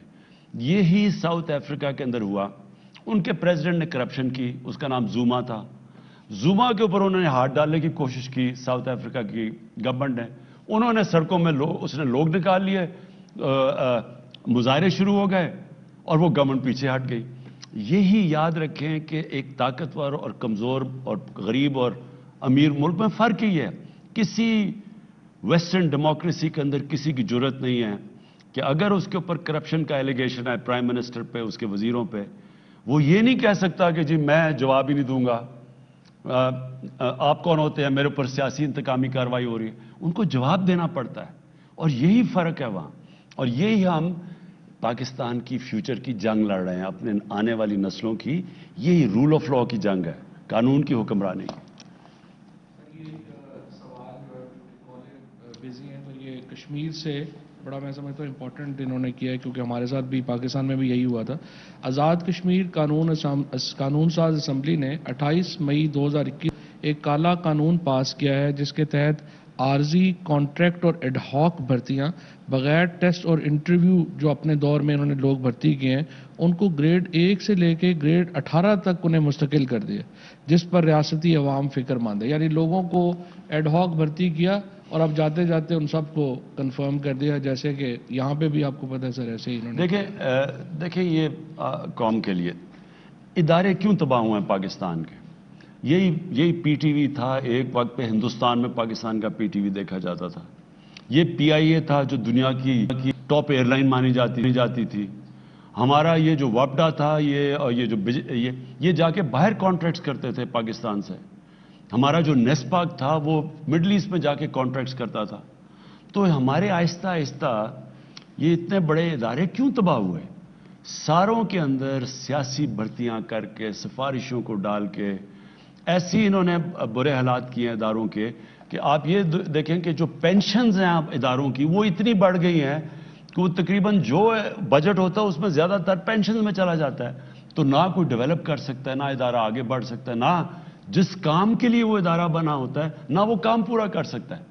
अब ये आज़ाद कश्मीर में जो किया इन्होंने, ये क्या किया होगा कि मैंने अगर इलेक्शन जीतना है, मैंने अपने लोग भर दिए जी, अच्छा जी मैं आपको नौकरियां दे दूंगा। मैंने अपनी इलेक्शन जीतने के लोगों की भर्ती करवा दी, मुल्क को मैंने नुकसान तबाह करवा दिया। यानी मुल्क को सारे ये जो इदारे थे, स्टील मिल की मैं आपको मिसाल देता हूं। स्टील मिल 2008 में 8 अरब रुपया का नफा था स्टील मिल में, जो पड़ा हुआ था स्टील मिल में। आई पीपल्स पार्टी की गवर्नमेंट, वही स्टील मिल इन्होंने पहले गलत भर्तियां कराई, फिर उन्होंने करप्शन की, वही स्टील मिल 5 साल 6 साल के बाद बंद हो गई और 300 अरब रुपए का उसके ऊपर खसारा हो गया और आज भी बंद पड़ी हुई है। इसी तरह पीआईए जैसे 2008 में ये पीपल्स पार्टी की हुकूमत आई, इन्होंने जो सिफारिशी में जो लोगों को निकाला गया था, जो इनके सिफारिशों को सबको वापस भर्ती किया। उनकी जब सैलरीज आई वही पीआईए नुकसान के अंदर चला गया। तो देखें, या हमने मुल्क को चलाना है एक अमानत रख के, या फिर हमने अपनी 5 साल की सियासत चमकाने के लिए, अपने फायदा करवाने के लिए मुल्क को तबाह करना है। तो ये बिल्कुल फवाद चौधरी ठीक कह रहे हैं, ये सिर्फ और सिर्फ सियासी तौर पर भर्तियां की गई और ये इंशाल्लाह अब हमारी गवर्नमेंट आई है, इनको हम सबको रिव्यू करेंगे। जी हमारे साथ अगले कॉलर। अस्सलाम वालेकुम जी। अस्सलाम वालेकुम sir, this is Ayesha Khan from Rawalpindi. जी कौन बात कर रही है? Sir, this is Ayesha Khan from Rawalpindi. जी क्या सवाल है आपका वजीर आजम साहब से? I would like to ask about the water reservoirs of Pakistan. And you were checking me in this regard that Pakistan has the lowest dam storage capacity. And the country is yet to build a dam large enough to meet its water demand. You have been criticizing that the government during their reign or time period. But I would love to know that what is your government doing and what are your set plans and when will... dams, ठीक है, इस पे आशा उर्दू में बात कीजिए। दूसरी चीज ये कि डैम्स के हवाले से अभी थोड़ी देर पहले बात हो चुकी है, कोई और अगर आपका सवाल है तो बताइएगा। नहीं, डैम्स का मैं सिर्फ आपके लिए आयशा मैं आपको बता दूं, 50 साल में पाकिस्तान में बड़ी डैम्स बनाई नहीं गई, जिसका बहुत बड़ा हमें नुकसान हो। मैं आप पहले समझेंगे डैम्स क्यों जरूरत है पाकिस्तान में। अगर पाकिस्तान में सारा साल बारिश होती रहती ना, जिस तरह के यूरोपियन ममालिक में होती है, तो आपको डैम की जरूरत नहीं है, क्योंकि पानी इतना है, सारा साल पानी आता रहे तो आपको रोकने की जरूरत नहीं है। पाकिस्तान में 3 या ज्यादा से ज्यादा 4, लेकिन 3 महीने में हमारा दरियाओं में सारा पानी आता है। ग्लेशियर पिघलते हैं उधर से और फिर ये जो हमारी बरसात में बारिश होती है इससे। अब उसके अलावा पाकिस्तान में जो सर्दियां हैं उसके अंदर हमारे पास पानी की किल्लत हो जाती है। डैम्स इसलिए बनाते हैं कि आप जब ये पानी ज्यादा आता है तो इसको हम डैम्स में रोक लें और इस पानी को फिर हम इस्तेमाल करें सर्दियों के अंदर अपनी फसलों के लिए, जब हमारे पास पानी की कमी है, बारिश कम होती है। इसलिए जो मुल्क के अंदर इसी तरह की सीजनल पानी आता है दरियाओं में, जिस तरह चाइना है, तो वो सारों ने डैम्स बनाई हुई हैं। हमने 50 साल पहले 2 बड़ी डैम्स बनाई थी, उसके बाद हमने कोई डैम्स बनाई नहीं इस मुल्क में। चाइना ने जितनी हमारी 2 तरबेला और मंगला बड़ी डैम्स है, चाइना के पास 5000 बड़ी डैम्स है। टोटल उनकी डैम्स 80,000 है, लेकिन 5000 बड़ी डैम्स बनाई हैं उन्होंने, वही पानी रोकने के लिए। और इसलिए ही वो 1.25 अरब लोगों को अनाज दे सकते हैं, उनके पास कैपेसिटी है, क्योंकि वो पानी उन्होंने पानी अपना बचा लिया है। अब हम 10 नई डैम्स बना रहे हैं। 10 सालों में इंशाल्लाह पाकिस्तान में 10 डैम्स होंगी, जिसमें 2 बड़ी डैम्स हैं, बाशा और दासू डैम। इससे जो पानी हम बचाएंगे, आप ये सोचें कि जितना अभी हमारे पास पानी है, इससे दुगना पानी हमारे पास आ जाएगा। और वो हमें पानी की इसलिए ज़रूरत है कि हमारी आबादी तेज़ी से बढ़ रही है। पाकिस्तान तो अनाज दुनिया को बेचता था, आज हमें गंदम दुनिया से इंपोर्ट करनी पड़ती है। पिछली बारी हमारी गंदम की प्रोडक्शन पाकिस्तान की तारीख की सबसे ज़्यादा हुई, हमारी चावल की प्रोडक्शन पाकिस्तान की तारीख में सबसे ज़्यादा हुई, हमारी मकई की पाकिस्तान में सबसे ज़्यादा हुई। उसके बावजूद हमें इंपोर्ट करनी पड़ी है गंदम। 40 लाख टन गंदम हमने इंपोर्ट किया है। और जब बाहर से हम चीज़ें मंगवाते हैं, हमारा डॉलर भी खर्च होता है, हमारे वो, और बाहर अगर महंगी हो तो वो यहाँ महंगाई भी हो जाती है। इसलिए अब हमें सोचना पड़ेगा कि आगे हमारी बढ़ती हुई आबादी को हमने कैसे उनके लिए अनाज पूरा करना है। उसके लिए डैम्स बहुत ज़रूरी है। और ये जो डैम्स हम जब 10 सालों में 10 डैम्स बन रही हैं, इनसे फ़ायदा ये होगा कि जितना अभी हमारे पास पानी है, इंशाल्लाह इससे दुगना पानी हो जाएगा हमारे किसानों के लिए। जी अगले कॉलर से हम बात करेंगे। अस्सलाम वालेकुम जी। अस्सलाम वालेकुम। जी वालेकुम सलाम जी, कौन बात कर रही हैं? जी मैं हिरा तारिक बात कर रही हूँ अटक सिटी से। जी जी सर मैं सऊदी अकामा होल्डर हूँ। हम पिछले 1 साल से पाकिस्तान में स्टक हैं due to suspension of flight. जो ओनली ऑप्शन जो अवेलेबल है हमें इस वक्त वो क्वारंटीन की है थ्रू थर्ड कंट्री, जो कि हाईली एक्सपेंसिव है। अभी आपसे रिक्वेस्ट है कि आपके पर्सनल रिलेशन भी हैं सऊदीया के साथ, वो आपका बहुत रिगार्ड भी करते हैं, तो उनसे बात की जाए कि अगर अफगानिस्तान जैसी कंट्री के लिए डायरेक्ट फ्लाइट्स ओपन हैं और हम लोगों ने रिकमेंडेड डोजेस भी लगा ली हैं वैक्सीन की, तो उन लोगों ने अभी तक फ्लाइट्स हमारे लिए क्यों ओपन नहीं की हैं? अब बच्चों के स्कूल्स भी खुल गए हैं, ऑफिसेज भी खुल गए हैं और अब हमारे लिए बहुत परेशानी हो रही है और हम जैसी बहुत सी फैमिलीज यहाँ स्टक हैं पाकिस्तान में। जी मुझे इसका पूरी तरह इल्म है। मैंने अभी जो सऊदी एम्बेसडर आए थे, उन सऊदी फॉरेन मिनिस्टर आए थे, उनसे मैंने पूरी तफसील में बात की और मैंने पैगाम दिया शेख मोहम्मद के लिए कि हमारे बहुत ज़्यादा लोग मुतासर हुए हैं, तो उनके लिए उनके जो भी मसले मसाइल और भी मसले मसाइल थे फ़्लाइट्स के अलावा, तो उन्होंने मुझे श्योरिटी तो दी है कि वो जब वो वापस उन्होंने जाना था तो उन्होंने श्योरिटी दी थी कि वो इंशाल्लाह ये हमारा मसला हल करेंगे। जी आप कॉल कर रहे हैं 051-922-4900 पे। अगले कॉल है हमारे साथ। जी अस्सलाम वालेकुम। जी अस्सलाम वालेकुम। जी कौन साहब? जी राजा साबिर बात कर रहा हूँ इस्लामाबाद से। जी क्या सवाल है आपका जी वज़ीर आज़म साहब से? मेरे प्राइम मिनिस्टर साहब से छोटे छोटे से 2 अवामी निवेद के सवाल हैं। एक तो हालिया बजट में गाड़ी की कीमत में कमी की गई थी, जिससे अवाम को अभी तक कोई फायदा नहीं मुंतकिल हो सका, क्योंकि खित्ते में सबसे महंगी गाड़ी जो पाकिस्तान में फरोख्त की जा रही है और गाड़ी की रोसेटी भी नहीं है। असल रकम देने के बाद भी अभी तक भी ऑन पे गाड़ी मिल रही है, जबकि असल कीमत पे नहीं मिल रही। इस पर जरा विधान साहब बताइएगा। और दूसरा सवाल मेरा यह है कि पाकिस्तान से बैंक के जरिए इलाज और पढ़ाई के अलावा कोई रकम बैरून मुल्क में मुंतकिल नहीं हो रही। कोई प्रॉपर्टी या कारोबार करना चाहता है तो बैंक तावन नहीं करता, जिसके लिए लोगों को गलत रास्ता इस्तेमाल करना पड़ता है। आप खुद कहते हैं जो जायज फाइलर हैं, जो टैक्स पेयर हैं, वो कारोबार कर सकते हैं। इस बारे में भी स्टेट बैंक और FBR के चेयरमैन से हदायत दी है। तो जो जायज काम करना चाहते हैं, मुल्क से बाहर अपना कारोबार पैसा इन्वेस्ट करना चाहते हैं, उस पर मेरा तफसील आवाम आपसे जानना चाहते हैं। 2 सवाल हैं। एक ये कि जो गाड़ियों के ऊपर हमने टैक्सेस नीचे किए, इनकी कीमतें नीचे आनी चाहिए थी। ये मैं फौरी तौर के ऊपर इसको चेक करूंगा कि इन्होंने क्यों नहीं गाड़ियों की कीमत नीचे लेके आए। देखिए हमने सोचा ये कि जो 1000 सीसी से कम गाड़ियां हैं उनके ऊपर हमने टैक्स कम कर दिया, ताकि वो आम आदमी यानी हमारी मिडिल क्लासेस इस्तेमाल करती हैं, ताकि उनको सस्ती गाड़ी पड़े। तो एक तो हमने ये किया था और ये मैं अब चेक करूंगा। आपने कहा ऑन का मसला ये हुआ था कि डिमांड एकदम हमारी गाड़ियों की इतनी ज़्यादा बढ़ गई और उसकी वजह से ये जो ऊपर ये चार्ज करते हैं, इसके ऊपर भी मैं अभी चेक करूंगा कि क्या वजह है कि हमने इसके ऊपर भी एक हमाद इसका जवाब देंगे।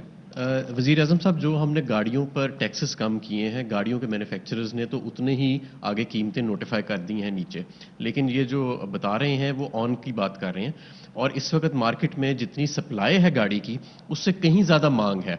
और एक ये ब्लैक मार्केटिंग का एक मेनस है जो आया हुआ है, इसमें भी हमने पिछले साल एक कदम ये उठाया था जिससे कुछ फर्क भी पड़ा कि अगर आप 6 महीने के अंदर ही नई गाड़ी लेके आगे बेचते हैं किसी और को, तो आपको एक टैक्स देना पड़ता है जो 1.5 लाख रुपया, उससे कुछ ऑन की शरह में कमी आई है। लेकिन अच्छी खबर ये है कि बड़ी तेजी के साथ हमारे कार मैन्युफैक्चरर्स इस डिमांड के नतीजे में अपनी सप्लाई बढ़ा रहे हैं। टोयोटा कंपनी अपनी हाईएस्ट एवर प्रोडक्शन पे जा रही है, होंडा मोटरसाइकिल्स अपनी हाईएस्ट एवर प्रोडक्शन पे जा रहे हैं। नए एंट्रेंट्स जैसे किया गाड़ी आई है, ह्यूंडई आई है, MG आई है, फोटोन आई है, तो इनके नए मॉडल्स भी मार्केट में आ रहे हैं। तो मैं समझता हूं कि चंद माह के अंदर ये डिमांड और सप्लाई में जो गैप है, सप्लाई विल कैच अप। और ये एक अच्छी चीज़ है कि हमारे मुल्क में डिमांड ज़्यादा है गाड़ी की। ये शो करता है कि इकोनॉमिक प्रॉस्पेरिटी आ रही है और लोग जो है वो गाड़ियां मांग रहे हैं। लेकिन ये ब्लैक मार्केटिंग की एक ठीक चीज़ है जिस पे हम क्रैक डाउन करेंगे।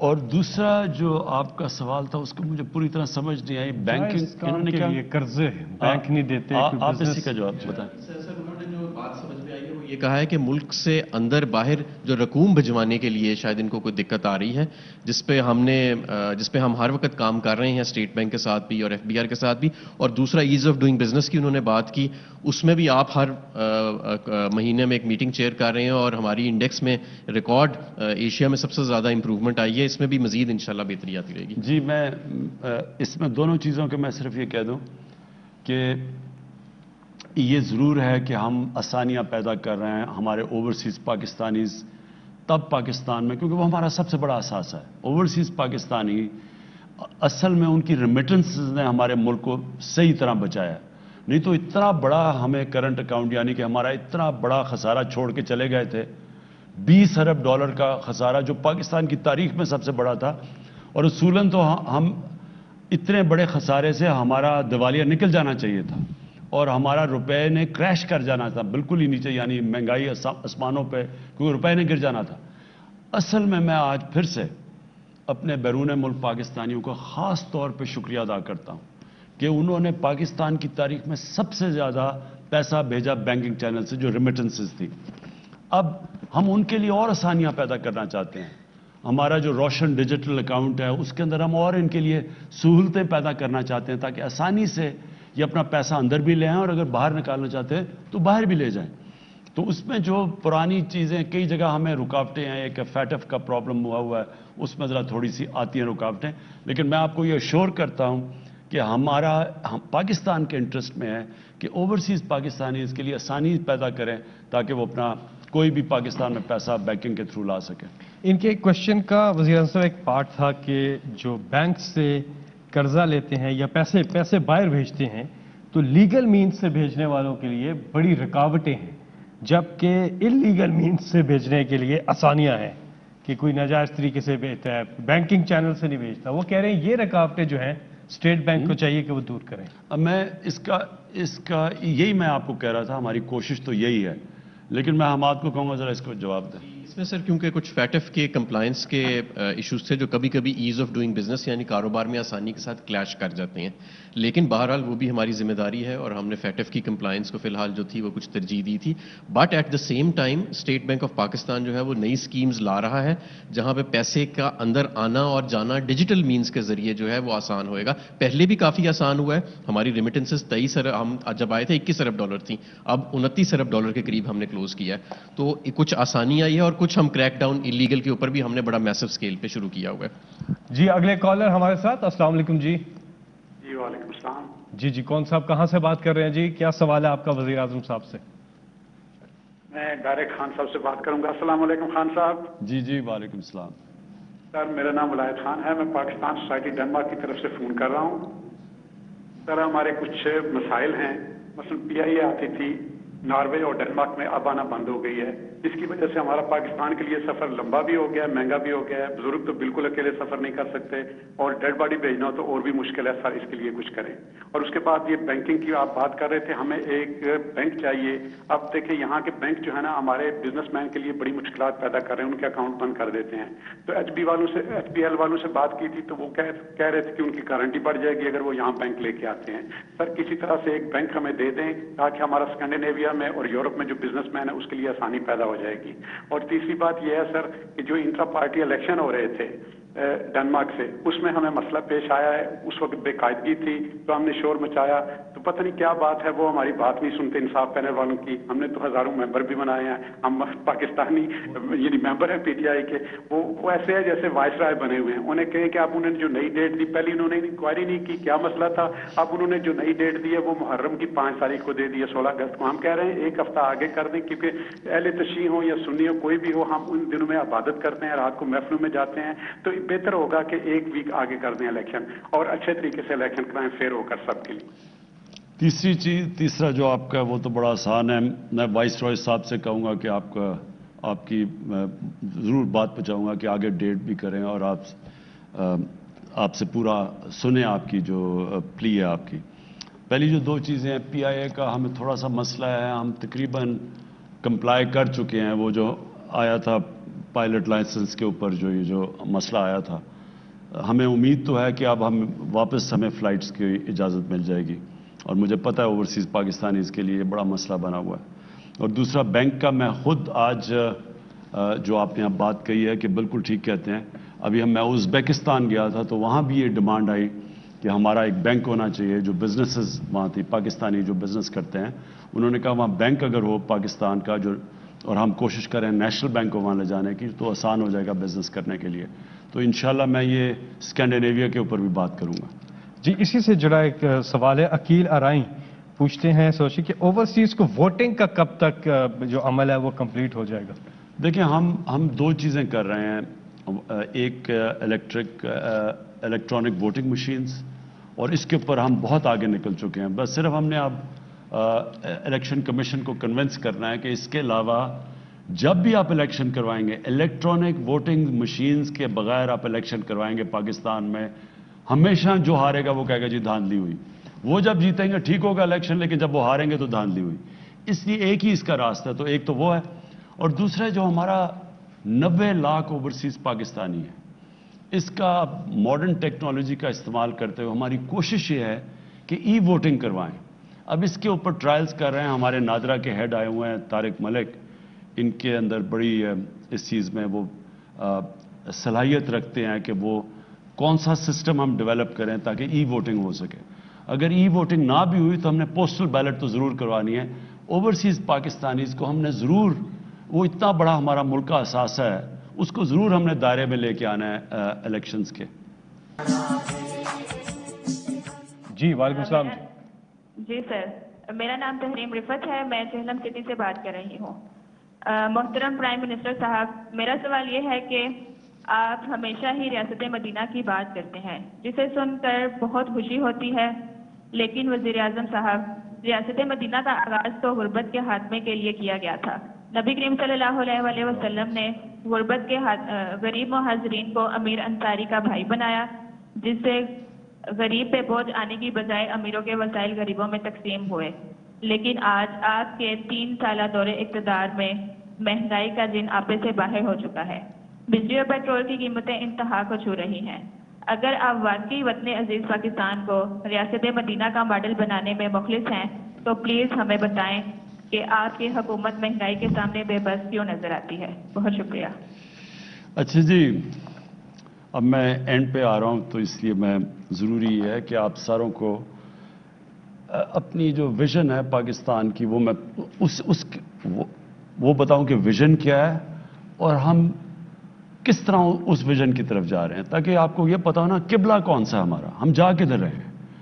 यानी ये जो सारी कोशिशें कर रहे हैं, ये किस मंजिल की तरफ है।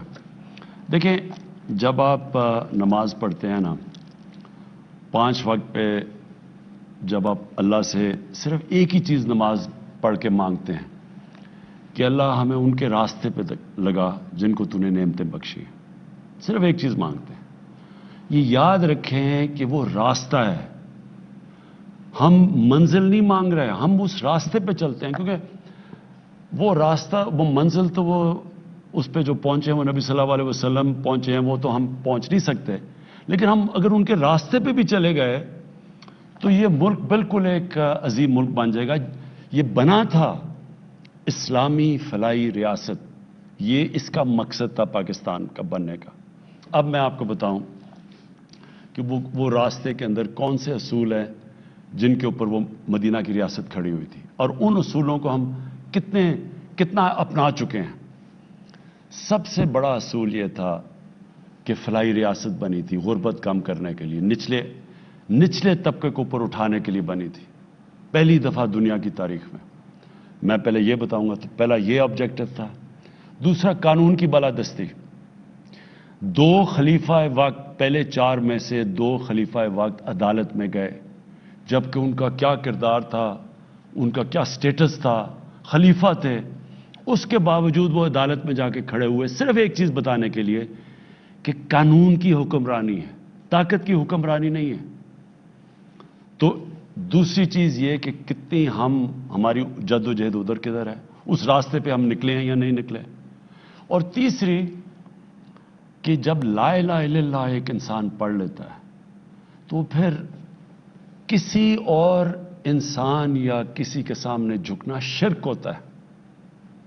ला इलाहा इल्लल्लाह एक इंसान को आजाद कर देता है। ये बेशर्मी से, बेगैरती से, हाथ फैलाने से एक ला इलाहा इल्लल्लाह एक छोटे से इंसान को बड़ा इंसान बना देता है, एक खुददार कौम। और ये 3 प्रिंसिपल्स पे खड़ी हुई थी मदीना की रियासत। जब हमारे नबी सल्लल्लाहु अलैहि वसल्लम ने खत भेजे पर्शियन एम्परर को, एक सुपर पावर, दूसरी तरफ Roman emperor, Byzantine emperor Hercules, उसको जब खत भेजा तो उन्होंने इमदाद मांगने के लिए नहीं भेजा। उन्होंने ये नहीं कहा हमें कर्जे दे दो या हमें एड दे दो, हमारे हालात बड़े बुरे, और बुरे हालात थे मुसलमानों के। जो अभी आपने सवाल पूछा, आपने एक चीज 3 साल की अभी बात की ना, आप अगर तारीख उठा के पहले 5 साल देख लें मदीना की रियासत के, तो बुरे हालात थे मुसलमानों के। वो दुनिया के अजीम तरीन लीडर भी थे, लेकिन एकदम हालात ठीक नहीं हुए। वो उस रास्ते पे लगे जिसकी वजह से हालात ठीक हुए। वो रास्ता जो उन्होंने दिखाया, जो असूलों पे खड़ी की, उन असूलों ने उस एक जिनकी कोई हैसियत ही नहीं थी अरबों की, उनको दुनिया की इमामत करवा दी। तो पहले तो आपको समझना है कि क्या हम उन उसूलों पे चलने की कोशिश कर रहे हैं या नहीं कर रहे हैं। क्या इस मुल्क के अंदर हम अपने कमजोर तबके के लिए वो कदम उठा रहे हैं?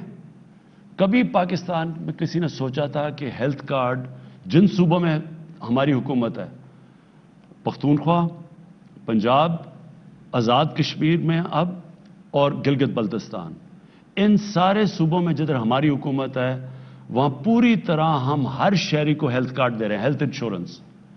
ये इतनी बड़ी चेंज है कि कोई सोच, ये हमारे से अमीर तरीन मुल्कों के अंदर भी ये सहूलत नहीं है। यानी एक खानदान के पास हेल्थ इंश्योरेंस 10 लाख रुपए तक उस खानदान में अपना इलाज करवा सकते हैं। ये एक इनकलाब है। ये अभी तक लोगों को पूरी तरह पता नहीं चला कि ये कितना बड़ा हमने कदम उठाया है। तो ये उसी तरफ जा रहे हैं फलाई रियासत पे। फिर पनाहगाह, हमने जो पनाहगाह बना रहे हैं, ये गरीब मजदूरों के लिए, जो बेचारा सारा दिन मेहनत करता है, वो हम चाहते हैं कि वो उसको खाना पीना भी वहां मिले, सोए भी वहां, नहाए धोए भी वहां, मजदूरी करे, और जो मजदूरी से पैसा उठाए अपनी बीवी बच्चों को भेज सके। ये पनाहगाह में अभी हम इजाफा कर रहे हैं। मैं अभी आपको बता दूं कि हमने अभी तक कितनी पनाहगाह बना चुके हैं। है आपके पास? हम अब तक 22 पनाहगाह बना चुके हैं शहरों के अंदर, और 11 और बनने वाली हैं। और इंशाअल्लाह ये हम फिर फैलाते जाएंगे, जिधर जिधर मजदूर काम करते हैं उनके लिए रहने के लिए। ये मैं समझता हूं कि अगर हमें जाने तक, अगर हम अभी 33 हमारी बनेंगी, अगर हम ये सारे शहरों के अंदर जिधर मजदूर काम करते हैं वहां अगर हम पनाहगाह बना गए, मैं इसको अपनी बहुत बड़ी अचीवमेंट समझूंगा।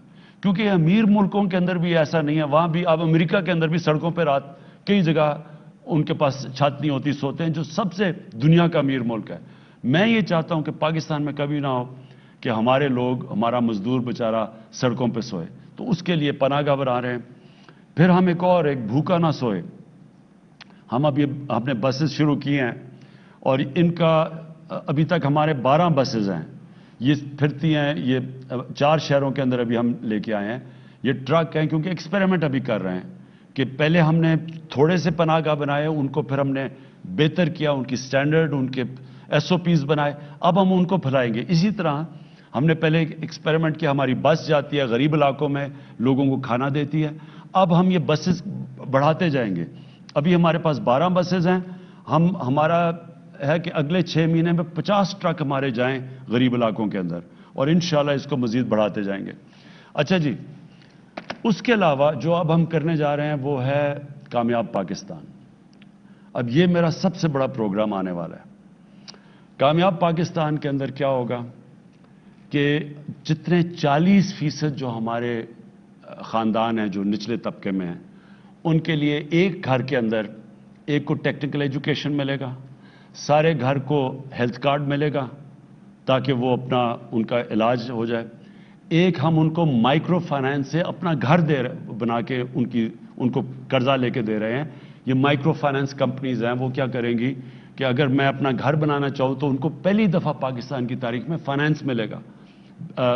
माइक्रो फाइनेंस से कर्जे दिलवाएंगे ताकि वो जो किस्तें देते हैं अपने اپنے کسی کرائے کے گھر میں رہنے کے لیے وہی قسطیں دے کے ان کو اپنا گھر ہو جائے. یہ پاکستان کے اندر پہلی دفعہ چیز ہوگی, اور ساتھ پھر ہیلتھ کارڈ ملے گا. یعنی 4 چیزیں دے رہے ہیں, قرضہ, اور قرضے ملیں گے سود کے بغیر. تو شہروں کے اندر قرضے دیں گے تاکہ وہ اپنی کوئی چھوٹی سی بزنس کر لے, دیہات کے اندر قرضے دیں گے تاکہ کسان اپنی مدد کر سکے سود کے بغیر.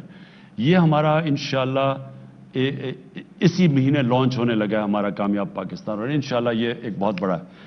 پھر قانون کی بالادستی. تو پہلے تو فلاحی ریاست کی طرف ہم انشاءاللہ ہمارا پورا زور ہے کہ ہم, اور پھر میں نے آپ کو پہلے بتا دیا کہ احساس کا پروگرام ہمارا شروع ہو رہا ہے دسمبر میں.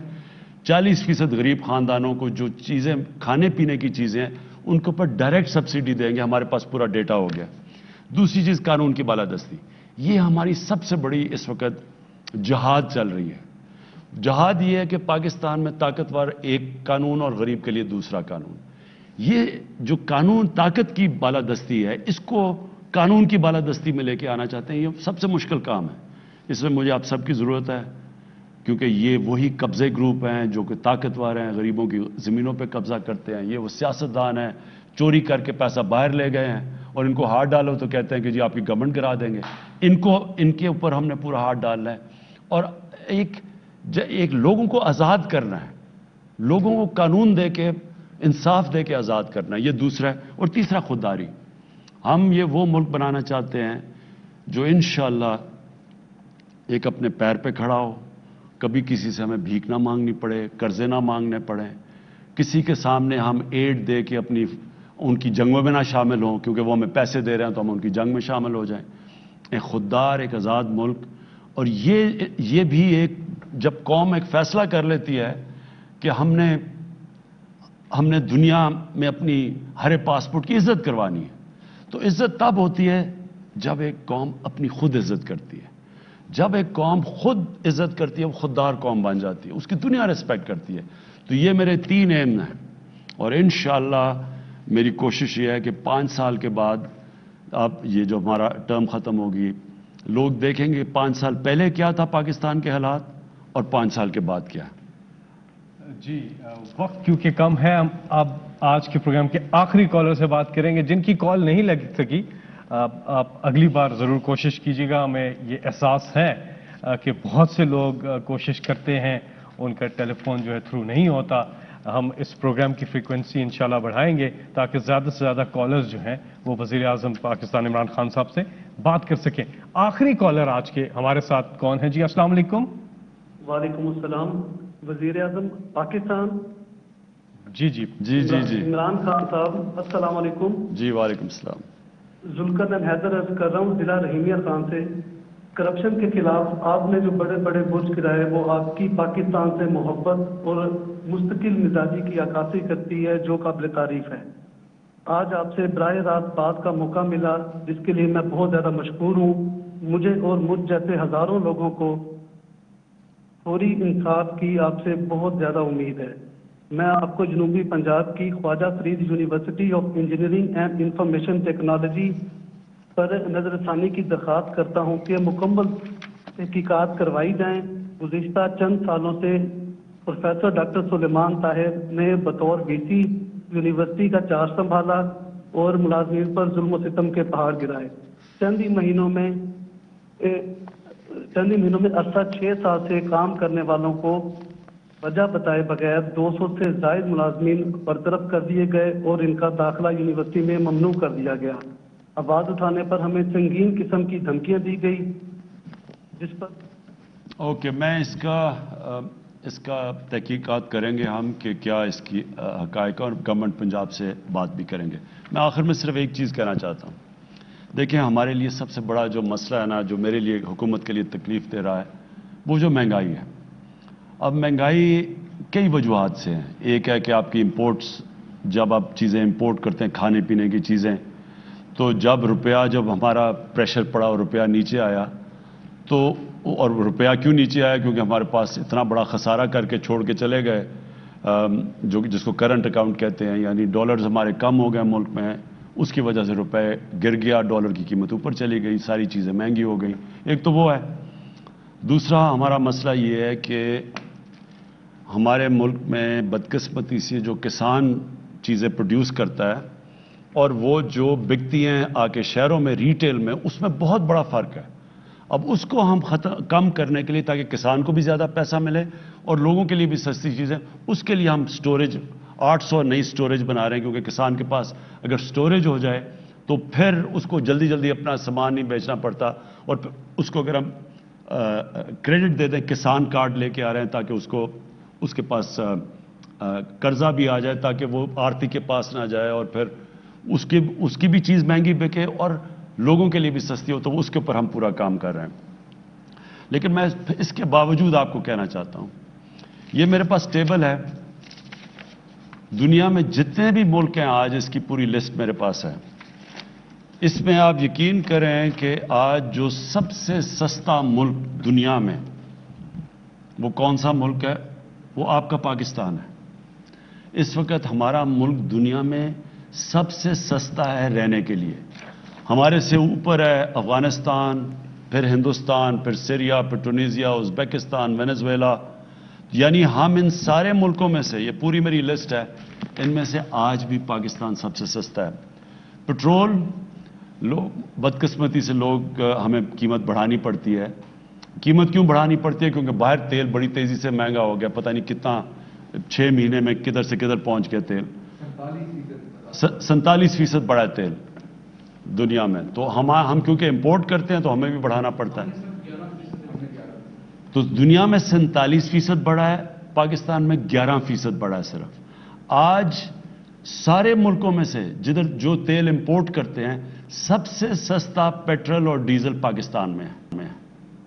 صرف جو 27 ملک جنہوں میں ہمارے سے زیادہ سستا ہے وہ خود ان کے ملک میں تیل ہے، ان کو امپورٹ نہیں کرنا پڑتا. تو جو امپورٹ کرتے ہیں ملک جس طرح پاکستان ہے، ہم دنیا میں آج سب سے سستا پیٹرول اور ڈیزل ہمارے ملک میں. کہنے کی یہ کوشش کر رہا ہوں کہ ہم جدوجہد کر رہے ہیں قیمتیں نیچے لانے کے لیے. یعنی یہ ہمارا سارا وقت، ہر ہفتے میٹنگ ہوتی ہے کہ کیسے ہم نے روکنا ہے، لوگوں کے لیے آسانیاں پیدا کرنی ہے. اور آخری بات یہ کہنا چاہتا ہوں کہ جو تنخواہ دار طبقہ ہے اس کو تو واقعی ہٹ ہوئی ہے کہ اگر آپ کی تنخواہیں ہیں تو جب چیزیں اوپر گئی ہیں، تنخواہ دار طبقے کے لیے مشکل وقت ہے اور ان کے لیے ہم نے ابھی سیلری ان کی انکریز کی ہے، بڑھائی ہے اس باری. لیکن جو باقی کسان ہیں دیہات میں، ادھر تو 1100 ارب روپیہ پہلی دفعہ مزید اضافی کسانوں کے پاس کیا ہے. کبھی پاکستان کی تاریخ میں اتنا زیادہ پیسہ کسانوں کے پاس نہیں گیا، کیونکہ کبھی گندم کی یہ ریٹ نہیں ملی، کبھی گنے کا یہ ریٹ نہیں ملا، کبھی مکئی کا یہ ریٹ نہیں ملا. تو یہ جو ریٹ، جو اضافی پیسہ گیا ہے، ایک تو وہاں ان کے انکم بڑھی ہے.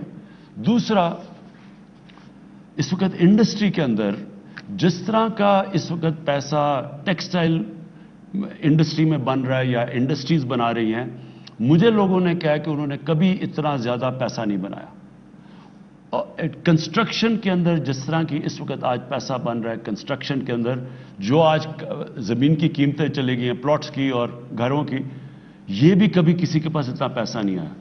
تو میں صرف ریکویسٹ کروں گا کہ جو انڈسٹری والے ہیں، آپ اپنے جو مزدور ہیں ان کی آپ زیادہ تنخواہیں بڑھائیں، کیونکہ جب آپ کو اتنا فائدہ ہوا ہے تو ان کو بھی فائدہ کروائیں جو مزدوروں کو ہے. لیکن جو سیلریڈ لوگ ہیں، مجھے پتہ ہے آپ کی مشکلات ہیں. انشاءاللہ جس طرح ہمارا ٹیکس بڑھتا جا رہا ہے، ہماری آمدنی بڑھتی جا رہی ہے. آپ کو پتہ ہے ہم نے اس باری سب سے زیادہ پاکستان کی تاریخ میں ابھی ٹیکس اکٹھا کیا ہے.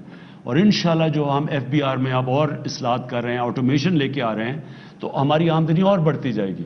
جیسی جیسی آمدنی بڑھے گی انشاءاللہ ہم اپنی سیلریڈ کلاس کی بھی مدد کریں گے اور ہم یہی پیسہ لگائیں گے اپنے انفراسٹرکچر کے لیے، اپنے کسانوں کے لیے، تاکہ ان کی پیداوار بڑھے.